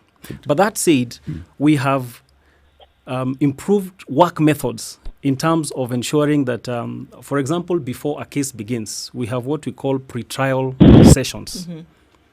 And this is a new introduction. A pre-trial session basically just means all the lawyers come together, all the parties come into the case before the presiding judicial officer. You then now look at your level of preparedness for the actual case. Because what used to happen before is you would have a hearing date given. So you say the person takes plea today, then you're told your hearing is going to happen on the 15th of August, for example. You come on the 15th of August, and then the parties say, oh, we have not received this document, or we have not yet, I've not yet gotten a lawyer to represent me, or this and this has not, hasn't happened. But as it is now with a pre-trial conference, you come to the presiding judicial officer, the magistrate. You talk about how many witnesses do you intend to bring? Have you gotten all the documentation that you need for your case? Are you ready to proceed? And so that minimizes the time of the trial, so that you deal with the preliminary issues before now you go to the substantive trial. So most most recently we saw now, I mean, you talked about the time because then we were looking, I mean, even with judgments that we've seen recently, you were looking at 10, 15 years for anything like this to come out, right?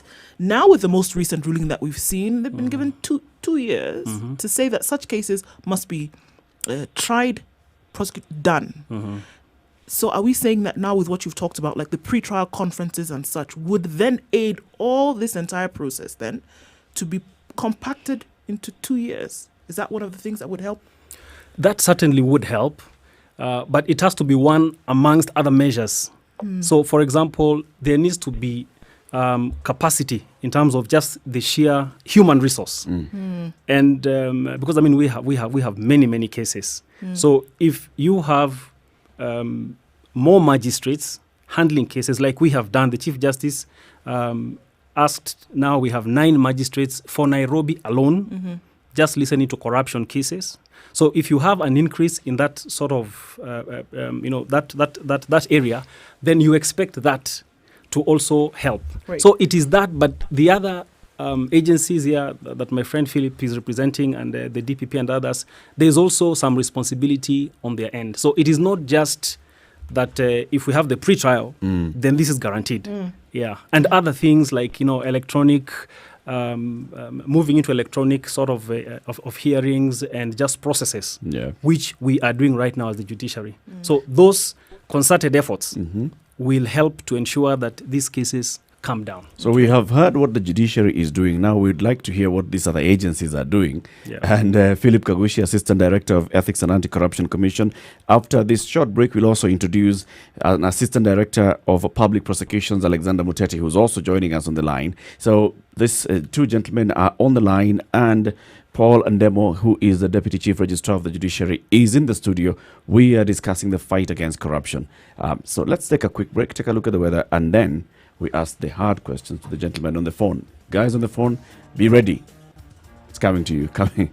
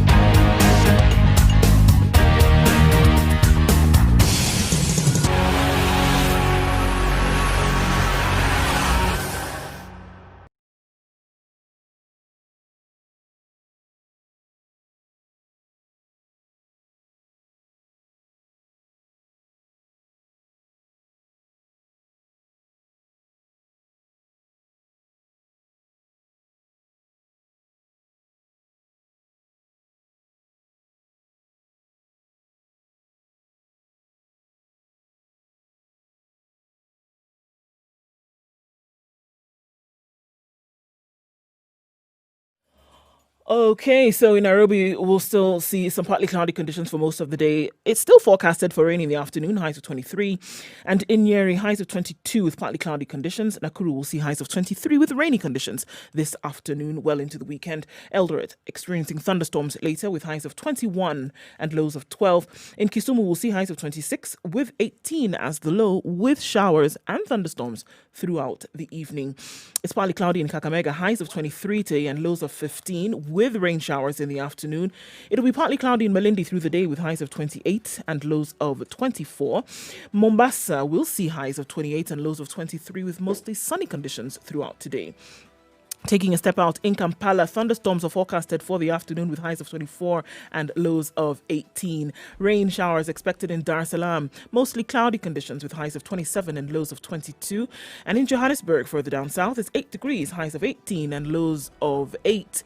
With mostly cloudy conditions through most of the day. Lagos, Nigeria will be cloudy today for most parts of today. Showers expected to start anytime now. Highs of 29 and lows of 23. In New York, around about 2 a.m., on a Friday, we will see partly cloudy conditions for most of the day, highs of 26 and lows of 23, with showers coming in later in the afternoon. On to London, where at 13 degrees is partly cloudy. Will remain that day for most of the day, highs of 19 and lows of 11.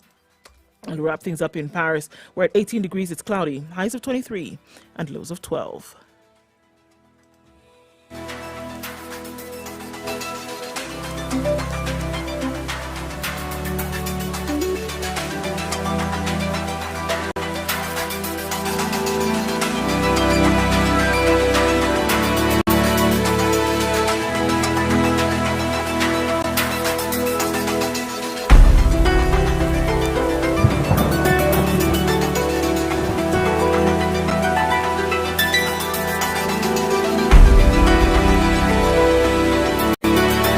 Tomorrow is Africa Anti-Corruption Day, and we're having the Fight Against Corruption conversation this morning. In the studio is Paul Ndemo, Deputy Chief Registrar of the Judiciary. On the phone lines is Philip Kagushia, the Assistant Director of Ethics and Anti-Corruption Commission, as well as Alexander Muteti, who's an Assistant Director in the Office of the Director of Public Prosecutions. Alexander, good morning.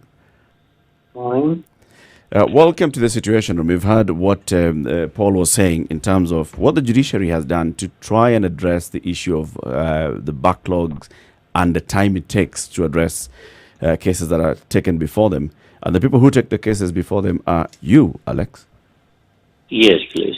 So what are you doing also now to help speed up these cases?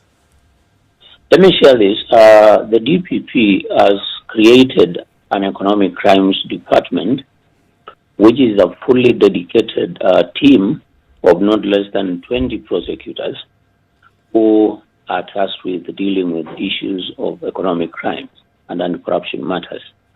So we have a standby team in Nairobi alone that can be able to handle these cases whenever they come from.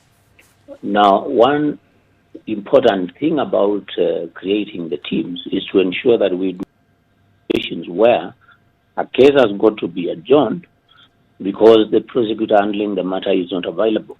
So that way, we are also going to be able to ensure that adjournments are not actually brought about by our own non-appearance in court. So that's a major step to ensure that cases do not collapse whenever they are set down for hearing. Now, to fast-track the cases, the DPP is very firm and he has given strict instructions. When we take dates, we make sure we do this back-to-back so that you have a matter running. If it's, say, this week, you can fix it for the entire week and make sure that you line up your witnesses. Now, we have created synergies between ourselves and the EACC, and my line friend who confirmed, Mr. Kagusha.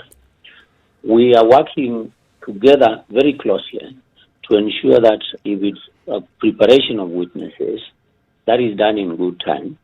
Service of documents is done in good time, so that we don't again have to adjourn a case because witnesses are not available or certain documents have not been served. Now, you did also ask about the numbers that we are presenting in court. To ensure also these cases do not take too long, we have embarked on a continuous review of all the cases that we have so that we ensure in situations where you can minimize on the number of witnesses that you have to call but still prove your case, then that is done. So that is yet another step that we are taking, and it is helping because the moment you determine your key witnesses and you reduce the numbers, then it will definitely mean that you take a shorter period of time. Further, Mr. Muteti, yes. Sorry to cut in. 1 hour is a short time. We have many burning questions. Yes. There is a concern that the war on corruption matters. We are seeing some very good progress and we're happy about that. There is a concern that it's being weaponized for political gains in terms of targeting certain people who are not within the right political alignment. Like Moi used to say, siasa mbaya, maisha mbaya. What would you say to that? how do you select the cases that you pick? Because we know we are losing about 800 B in terms of corruption. The Auditor General, or rather we are not able to account for about 800 B of the budget by Auditor General reports, which means we have a lot of corruption. How are you selecting cases to ensure you then don't delegitimize your work by appearing to be pursuing a political agenda? Thank you for that question. I want to assure Kenyans and every listener today that in making our prosecutorial decision, we are guided by two major things. The first one is the evidence that is available, and that is the key consideration before you look at anything else. Then the second consideration is the public interest in prosecuting that case. Now, I really wonder when I hear the story about weaponization and targeting certain people. For instance, if you look at the cases that we have presented, and this DPP has said enough times, we do not choose who is to be investigated. That is the job of the investigator. Mm-hmm. We do not choose the persons to prosecute. That comes out of the evidence that we have. So that in situations where we will get, say, for example, one corporation, and you find so many people coming from the same ethnic group, if by sheer accident they are all implicated, it is not our business to start saying, okay, we are going to leave this one so that we don't look like we are targeting a particular group. Mm. The fact is, when you look at economic crimes, the nature of economic crimes is such that it is so complex and involves so many players. You may end up picking an entire, say, department or section in a corporation. Mm. And that cannot be then said to be weaponizing it or targeting a particular group of people. Mm. If the investigators present as evidence, we just work with that. Okay. Philip, coming to you on this one, Paul had mentioned that if we're looking at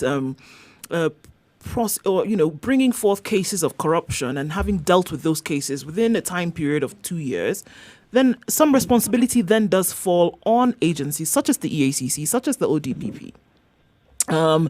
So from your point of view, what then in terms of extra needs to be done to make sure all that needs to be done is brought forth and these things actually done in this period of time? All right. Well, before I answer that, I'd like to comment on this issue of weaponization because it is a recurring theme. Mm. And I think my landed senior, Mr. Muteti, who I used to work with in Mombasa, has said the right thing. You know, his office and the Director of Public Prosecution do not select cases for investigation. That responsibility falls under EACC. Mm-hmm. So EACC is the right person to be asking whether the war against corruption is being weaponized so that I can give you a comprehensive answer. Is it? Now, Is it? yes. And the answer is absolutely. Oh, it is? And the best, no, it's not. And the best example I can give you is please look at the, say, high-profile people who have been charged. Specifically look at the governors. And if you look at the counties where the governors have been charged, you'll see that they fall in different, political leanings. So there is no question of it being weaponized. Again, we also have a criteria for conducting investigations. And one of the criteria is the high value of the subject matter, the profile of the people involved, and the public interest. So when those things are put together, it does not matter whether the person who is involved comes from one political dispensation or another. So that's that about weaponization, and I hope that the listeners have understood. The second issue is about what EACC as an investigator should be doing to help, the cases be concluded more efficiently. And I agree. There's a responsibility on EACC because EACC is the one which does the witnesses, it bonds the witnesses. So Mr. Muteti is right, it is our responsibility, and we have endeavored to do that. The other one is bringing the evidence to court because we are the custodians of the documents until you hand them over to the prosecutor. Now, as we commemorate the 4th Anti-Corruption African Anti-Corruption Day, one of the key elements is to enhance multi-agency teamwork. That is why I am here today with my friend Muteti. And one of the things we have done is we have onboarded the officers from the Office of the Director of Prosecution a bit early so that they can guide us before we finish preparing the report. We don't want a back and forth between our office and their office. And what you will realize is that our concurrence rate about which cases to prosecute is over 90%. That is why you're seeing a surge in high-profile prosecutions, high-profile convictions, and high-value recoveries. So then coming back to you on this, just what Philip has said, Paul, if there's concurrence between the two agencies, right, and if we go back to what would have been the initial sentiment that the judiciary is the bottleneck, has that element then been removed? The fact that we are actually on this show together is testament to the truth that we are part of one team. We actually are in a team called the Kenya Leadership Integrity Forum.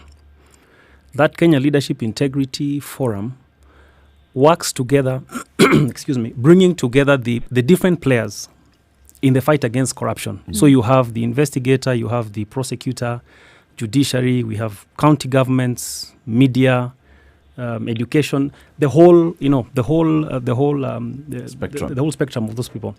And so the issue about whether or not judiciary is the bottleneck therefore cannot arise, because this is a team effort. We are on one team fighting corruption. Every agency has got its own part of the responsibility. So you do your part, you move it to the next agency, you move from that agency, take it to the next. But forums such as this now, and where we meet as that integrity forum, is just to discuss how do we move this war together. So we respect each other's mandates, and so everybody is just doing their bit. But it's not a correct perspective that judiciary really is a bottleneck, because judiciary as part of the team will work with what is given to it as an independent arbiter. So are you saying that the entire judiciary is a corruption-free zone, and that every judicial officer is beyond reproach? I do not think there is any place in society where you have everybody beyond reproach. And I don't think so. I mean, by and large, we have got very many dedicated officers in the judiciary. We have got, the vast majority of officers are dedicated, staff are given to that. But obviously, just like in any other sector or place, you have one or two rotten apples. But there is high commitment.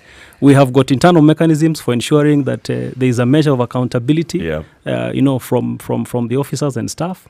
And so, I mean, I cannot purport to sit here and say that we are 100% perfect. That's not true. So let's time for another break to take a look at traffic, and then we come back and discuss this. Or did you do traffic? No, you didn't do traffic. Why are you looking at me like, what am I talking about? Got me confused for a bit there. She does that all the time. There's a judicial officer in the house. I'll report all of you. We have the investigator, the prosecutor, and the judiciary right here. When we come out of this break, we will now talk about how you ensure that these three institutions, the EACC, the ODPP, and the judiciary, are not infiltrated by corruption, as we are fighting corruption in the public domain. Good morning. It's a Situation Room, Kenya's biggest conversation. We are speaking with Paul Ndemo, Deputy Chief Registrar of the Judiciary. On the line is Paul Kagushi, Assistant Director of the EACC, and Alexander Muteti, Assistant Director in the Office of the Director of Public Prosecutions. Good morning.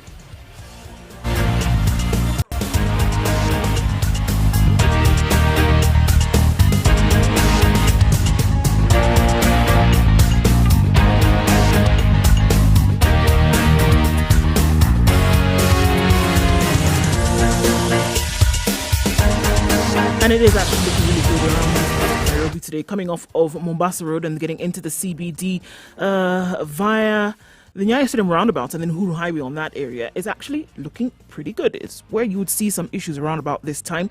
Coming off Figure Road then and getting into the CBD also looking much better. So not much of an issue today whatsoever. It would be great if most days were like this, don't you think? I think so too. We're likely to see heightened levels of traffic though in the evening as we get into the weekend. But for now, it's looking pretty good.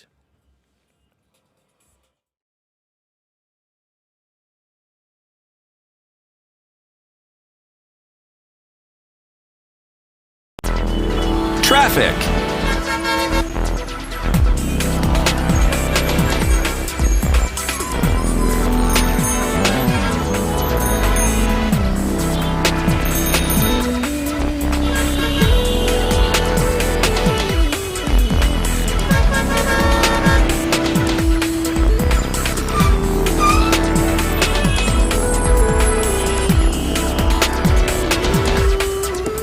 Fighting corruption is a conversation we're having this morning, and just as we went to the break, we were talking about corruption itself infiltrating the corridors of justice.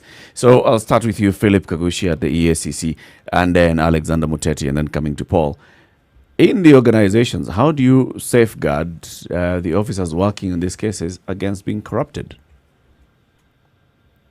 Yeah, that's a very good observation. And ideally, every institution which is dealing with this kind of cases should on internal affairs.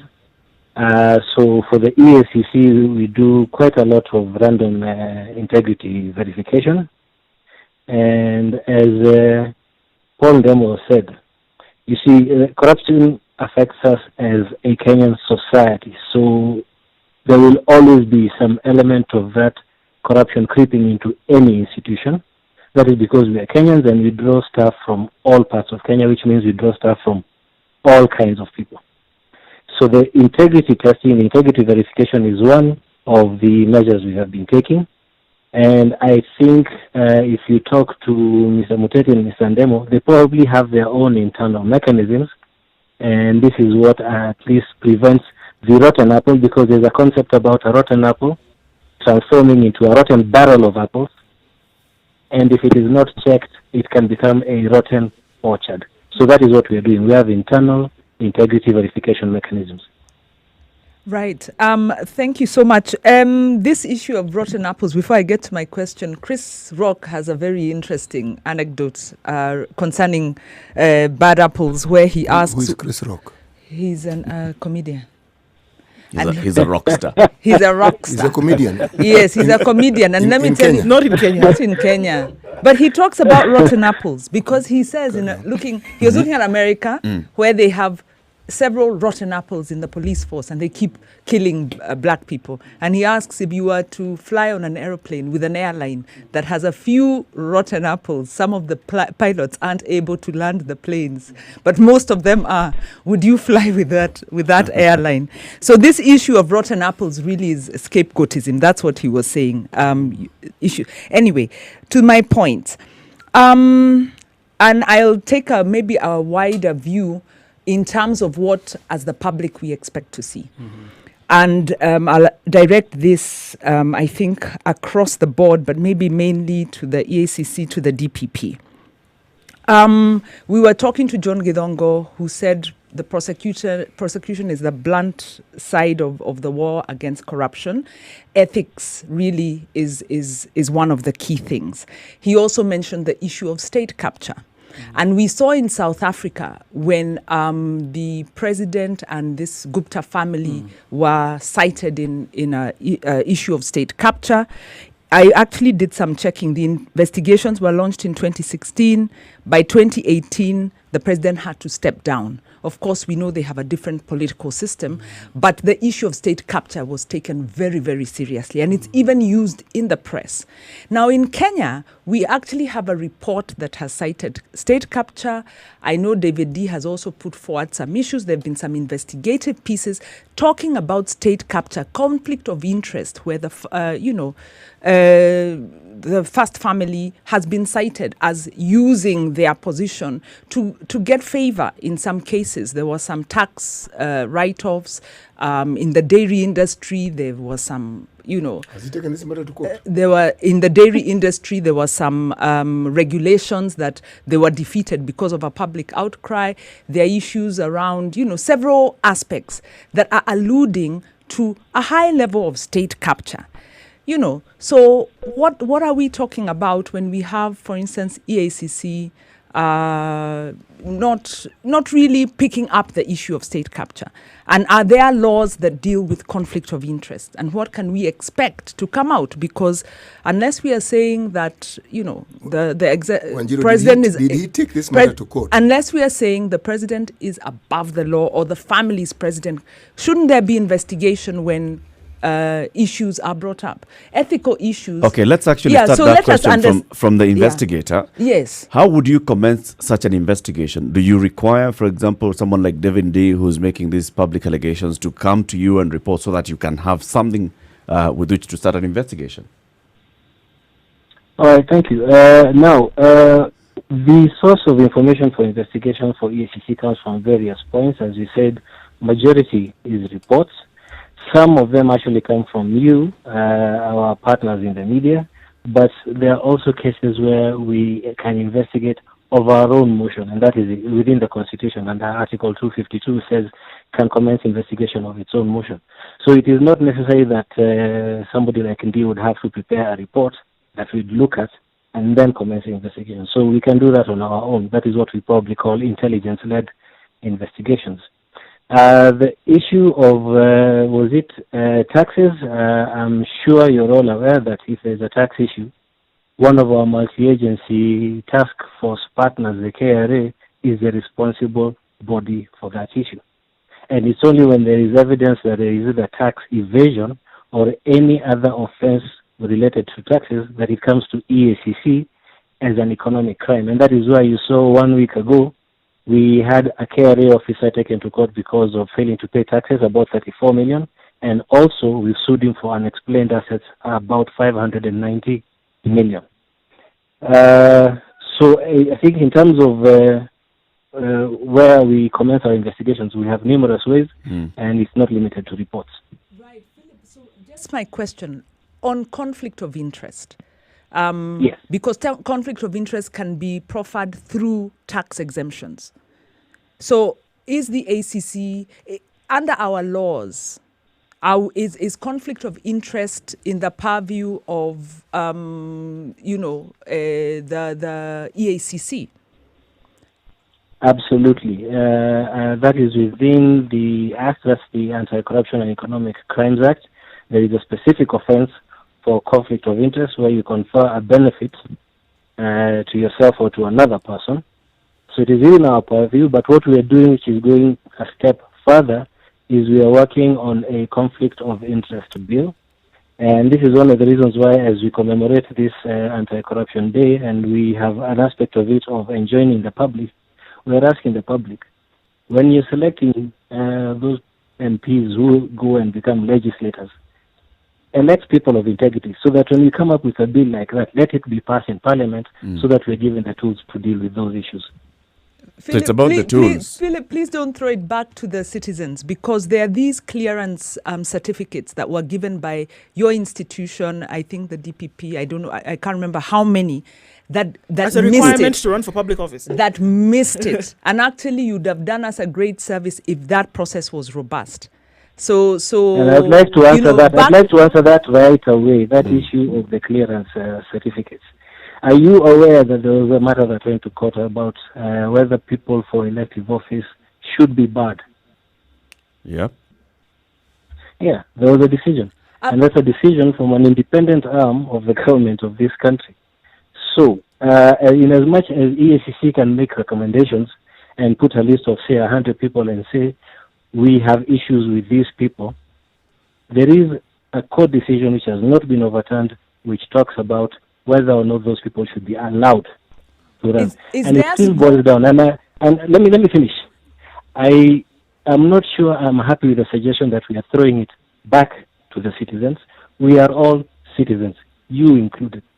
Yes, Okay. I am. And So- my next question is on the same issue, under the Integrity Alliance, is there scope for stronger cooperation between the EACC and non-state stakeholders to give force to those vetting mechanisms? Because if somebody can't be barred in court, then presumably those certificates can be used sold to the public, and the public can then bar somebody. But Do you see what I'm saying? How do we deal with the culture? The citizen has a clear role here, I think, even before the answer. Look, it doesn't matter who has cleared whom, who is going to the ballot to elect this person. And I agree with when Philip is saying, if the citizen is okay with a certain leader, it doesn't matter how many kind of knees you have put in them. Yeah, the point I But was making. even if you've missed all these steps, even if they pass through the sieve, the final sieve is the voter. Agreed, but the point I was making is in 2017, they were cleared at that level. So they got the certificates and they were able to get the nomination. Yep. And the question then I'm they asking were- I'm not if sure they that were is cleared and factual. they got That onto the is not ballot- factual. He's contesting that. Why do you contest that, Philip? I am not sure that is factual. One, let us understand each other. There is, we do clearance for all sorts of people who are seeking public office, but what it is this: you do a self-declaration, okay? And inside the self-declaration, there's even a portion which says, "Have you ever been charged? Have you ever been prosecuted?" and so on and so forth. Now, within our system, if we have an integrity issue against a specific candidate, we will make that known to the people who will be officiating the elections and so on and so forth. But we do not issue a certificate, because think about it this way. Supposing Latif wants to become the MD KPA, because I think there's a vacancy right now, and I give him a clearance certificate. What happens when he starts stealing tomorrow? You understand?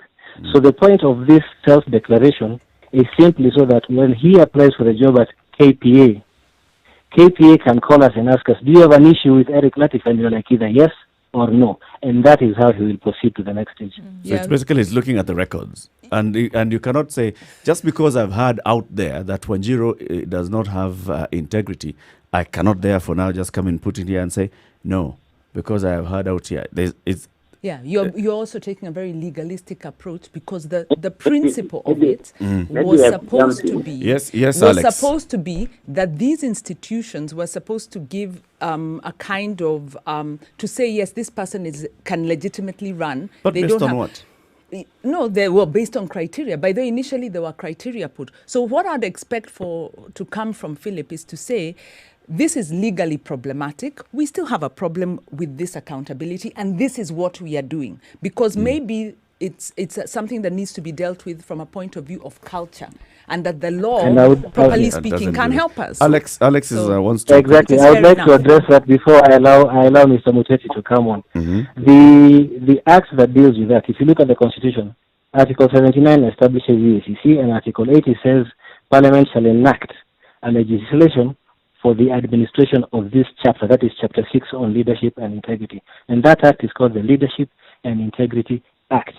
Now, anybody who has critically looked at that piece of legislation will tell you where it has strengths and where it has weaknesses, and the people who ensured it has those weaknesses are well known to everybody who is listening.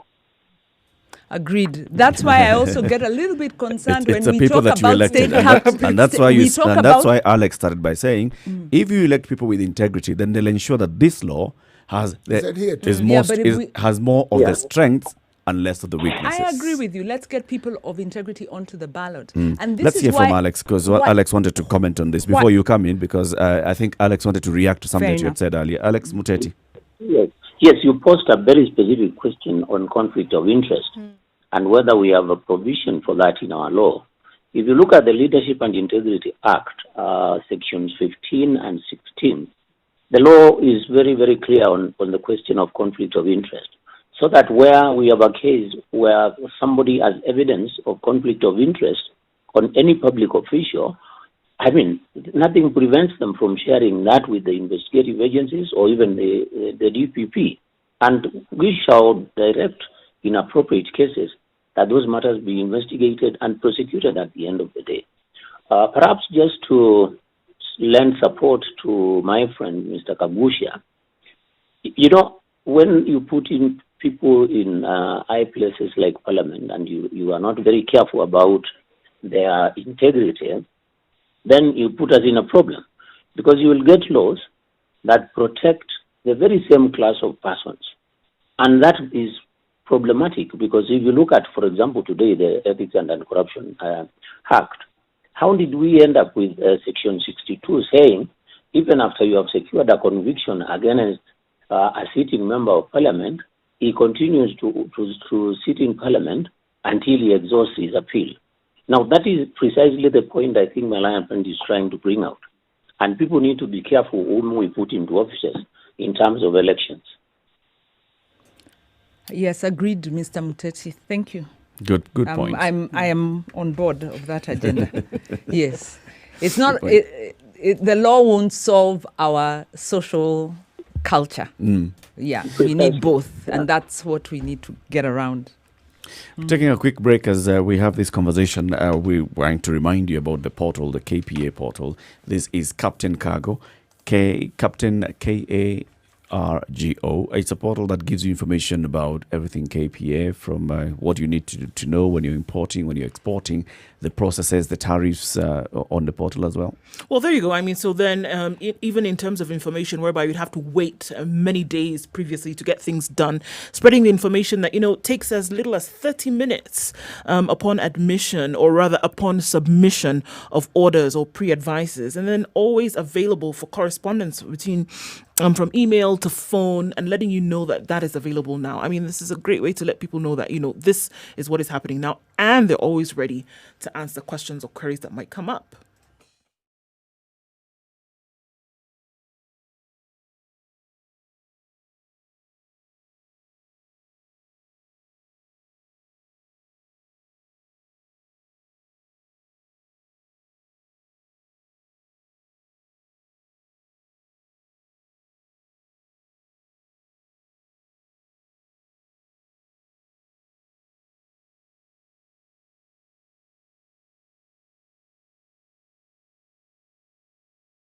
Eight minutes to 10. This is a Situation Room. The conversation continues. In the room, we have Paul Ndemo, Deputy Chief Registrar of the Judiciary. And just coming straight into Paul, you talked about what the judiciary is doing to ensure that we speed up the cases against corruption. There's a proposal in Parliament to the Miscellaneous Amendment Bill that's talking about amending the law to have a clause that says corruption cases shall be dispensed with within. Welcome to Spice FM, the best exclusive radio station, bringing you the best mix of the best music ever.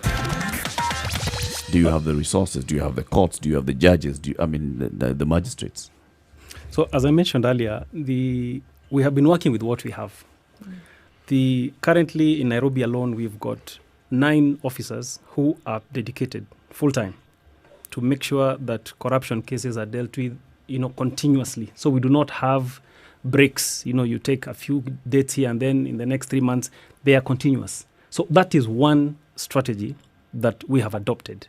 Of course, we could do with more numbers. We actually need more numbers for us to be able to attain that very lofty goal. And that, of course, comes now with issues about resourcing. But with that, there is a very dedicated team that is at hand to do its job and make sure that cases are prosecuted within the very short time. And if I may just make a comment on what was being discussed before, you have seen the court coming out very boldly to pronounce itself on matters related to corruption. So it is not as though there is no commitment. There is commitment, there is dedication, and issues to do with unexplained wealth. The court has pronounced itself. The issue of elected officials being charged in court, the court has pronounced itself on that. So for us, it's really just a matter of increasing the capacity with increased resources, increase the numbers, increase the courts that we have. We will be able, without doubt, to be able to work within those particular timelines that are being proposed. Would you say that of the cases that are brought before our court system, judicial system, yes, that a large number of these cases do not have the requisite evidence Or would you say that that is just a drop in the ocean, that most of the cases brought before the judiciary actually meet the threshold that is required for you to proceed? I think if you look at statistics don't lie, so I think data probably would speak to this. If you look at the last 2 years, the cases that have come to court, and maybe Mr. Muteti and Kagusha can confirm this, there have actually been more convictions than acquittals. So, in fact, it should be maybe 60% convictions versus 40% or thereabout acquittals. And so that argument would be dependent now on what is it that has been presented to court. So the court, just sitting as an independent arbiter, receives that information, but the data is clear. It shows in the last financial year, I think it was 60-something%. This financial year, right up to March, again, in terms of the cases filed, we had more convictions than acquittals. Because as a judiciary, we look both sides. Justice looks both sides, on the accused person and on the prosecutor. And we have to make a decision now based on the evidence and the law that is there. Mr. Muteti, I want to come to you, and because there's something that you've alluded to, and we know, of course, with recent happening. So, looking at the law as it is, and then looking at the spirit and letter of the Constitution, what would you say about this clause that says that a leader, even when somebody is found guilty by a lower court, they have to stay in office until they exhaust all avenues of appeal? Our position as an office is this, that once you are charged, and take very simple example, every public official, say a clerk who steals a pen in the office, immediately they are asked to step aside. So we agree with the position that the courts have taken in some of these matters. That should be the proper position. Now, regarding people remaining in office as they exhaust their right of appeal, that is ridiculous, and we must have a change of this law. Why? Because if you let them sit in those offices, they still continue earning from public coffers, the very same public that they are accused of having swindled or having committed economic crimes against. So we must wake up to the realization that Chapter 6 cannot be given effect without the necessary legislative amendments in all other laws. Because the Constitution prescribes what are the values. But then it is the legislation that we have that should reflect exactly what should happen when these people are tried. And our position is they must vacate office. All right, thank you very much. We're coming to the end of the show, and as we prepare to commemorate tomorrow's Africa Day of Anti-corruption. The Africa Day of Anti-Corruption, right? We'd like to give an opportunity to each one of you to just give us your reflections and your closing remarks. I'll start with you, Philip Kagusha, as Assistant Director of EACC.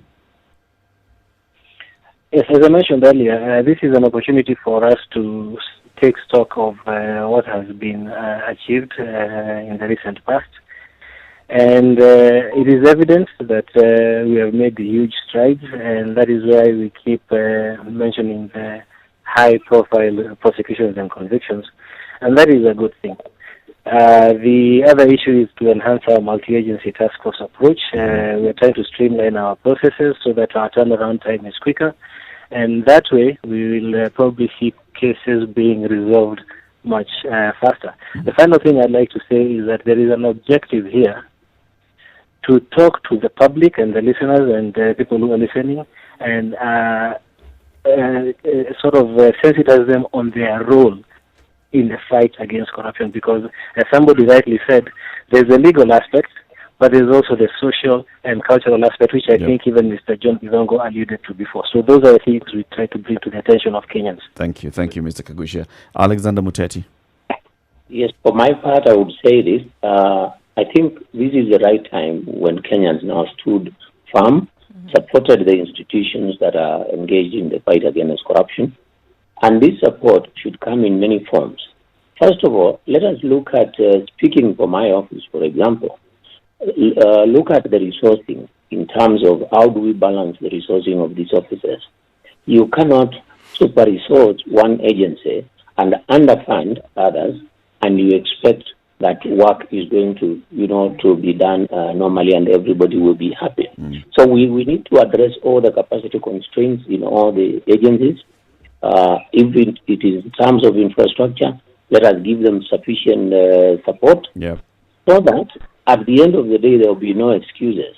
No one will be able to say, I was late for court because it was raining and I did not have a car to take me to court. I mean, that is what Kenyans must reflect on. Thank you. And Paul? For us, the judiciary is committed to continue determining cases, whether big or small, and we have shown that independently and fairly. That is very key for us. And secondly, we are also very keen to ensure that the enablers of justice are strengthened. And for us, we look at ICT. Just 1 week ago, exactly today, the Chief Justice launched e-filing for the entire county of Nairobi. And we are looking at rolling that out to the rest of the country. This will help to have faster dispensation of justice and just minimize issues of corruption. Thank you. Thank you very much. And thank you very much for tuning in to the Situation Room this week. It's Friday, so say goodbye for the Friday. Say goodbye for Friday. Have a fantastic weekend, everybody. We'll keep discussing these issues as important as they are in the next coming days. Jienjoini. City, so say goodbye with today's proverb. Today's proverb: when you show the moon to a child, they only see your finger. It's a Zambian saying. When you talk about loans and grants to a poor person, they only see their poverty and they only see the unfulfilled promises. Hey, Wow. okay. Oh, man, Have a lovely you went on a weekend. profound And thank you very note. much, Alexander Philip on the phone. Have a good day. Thank you.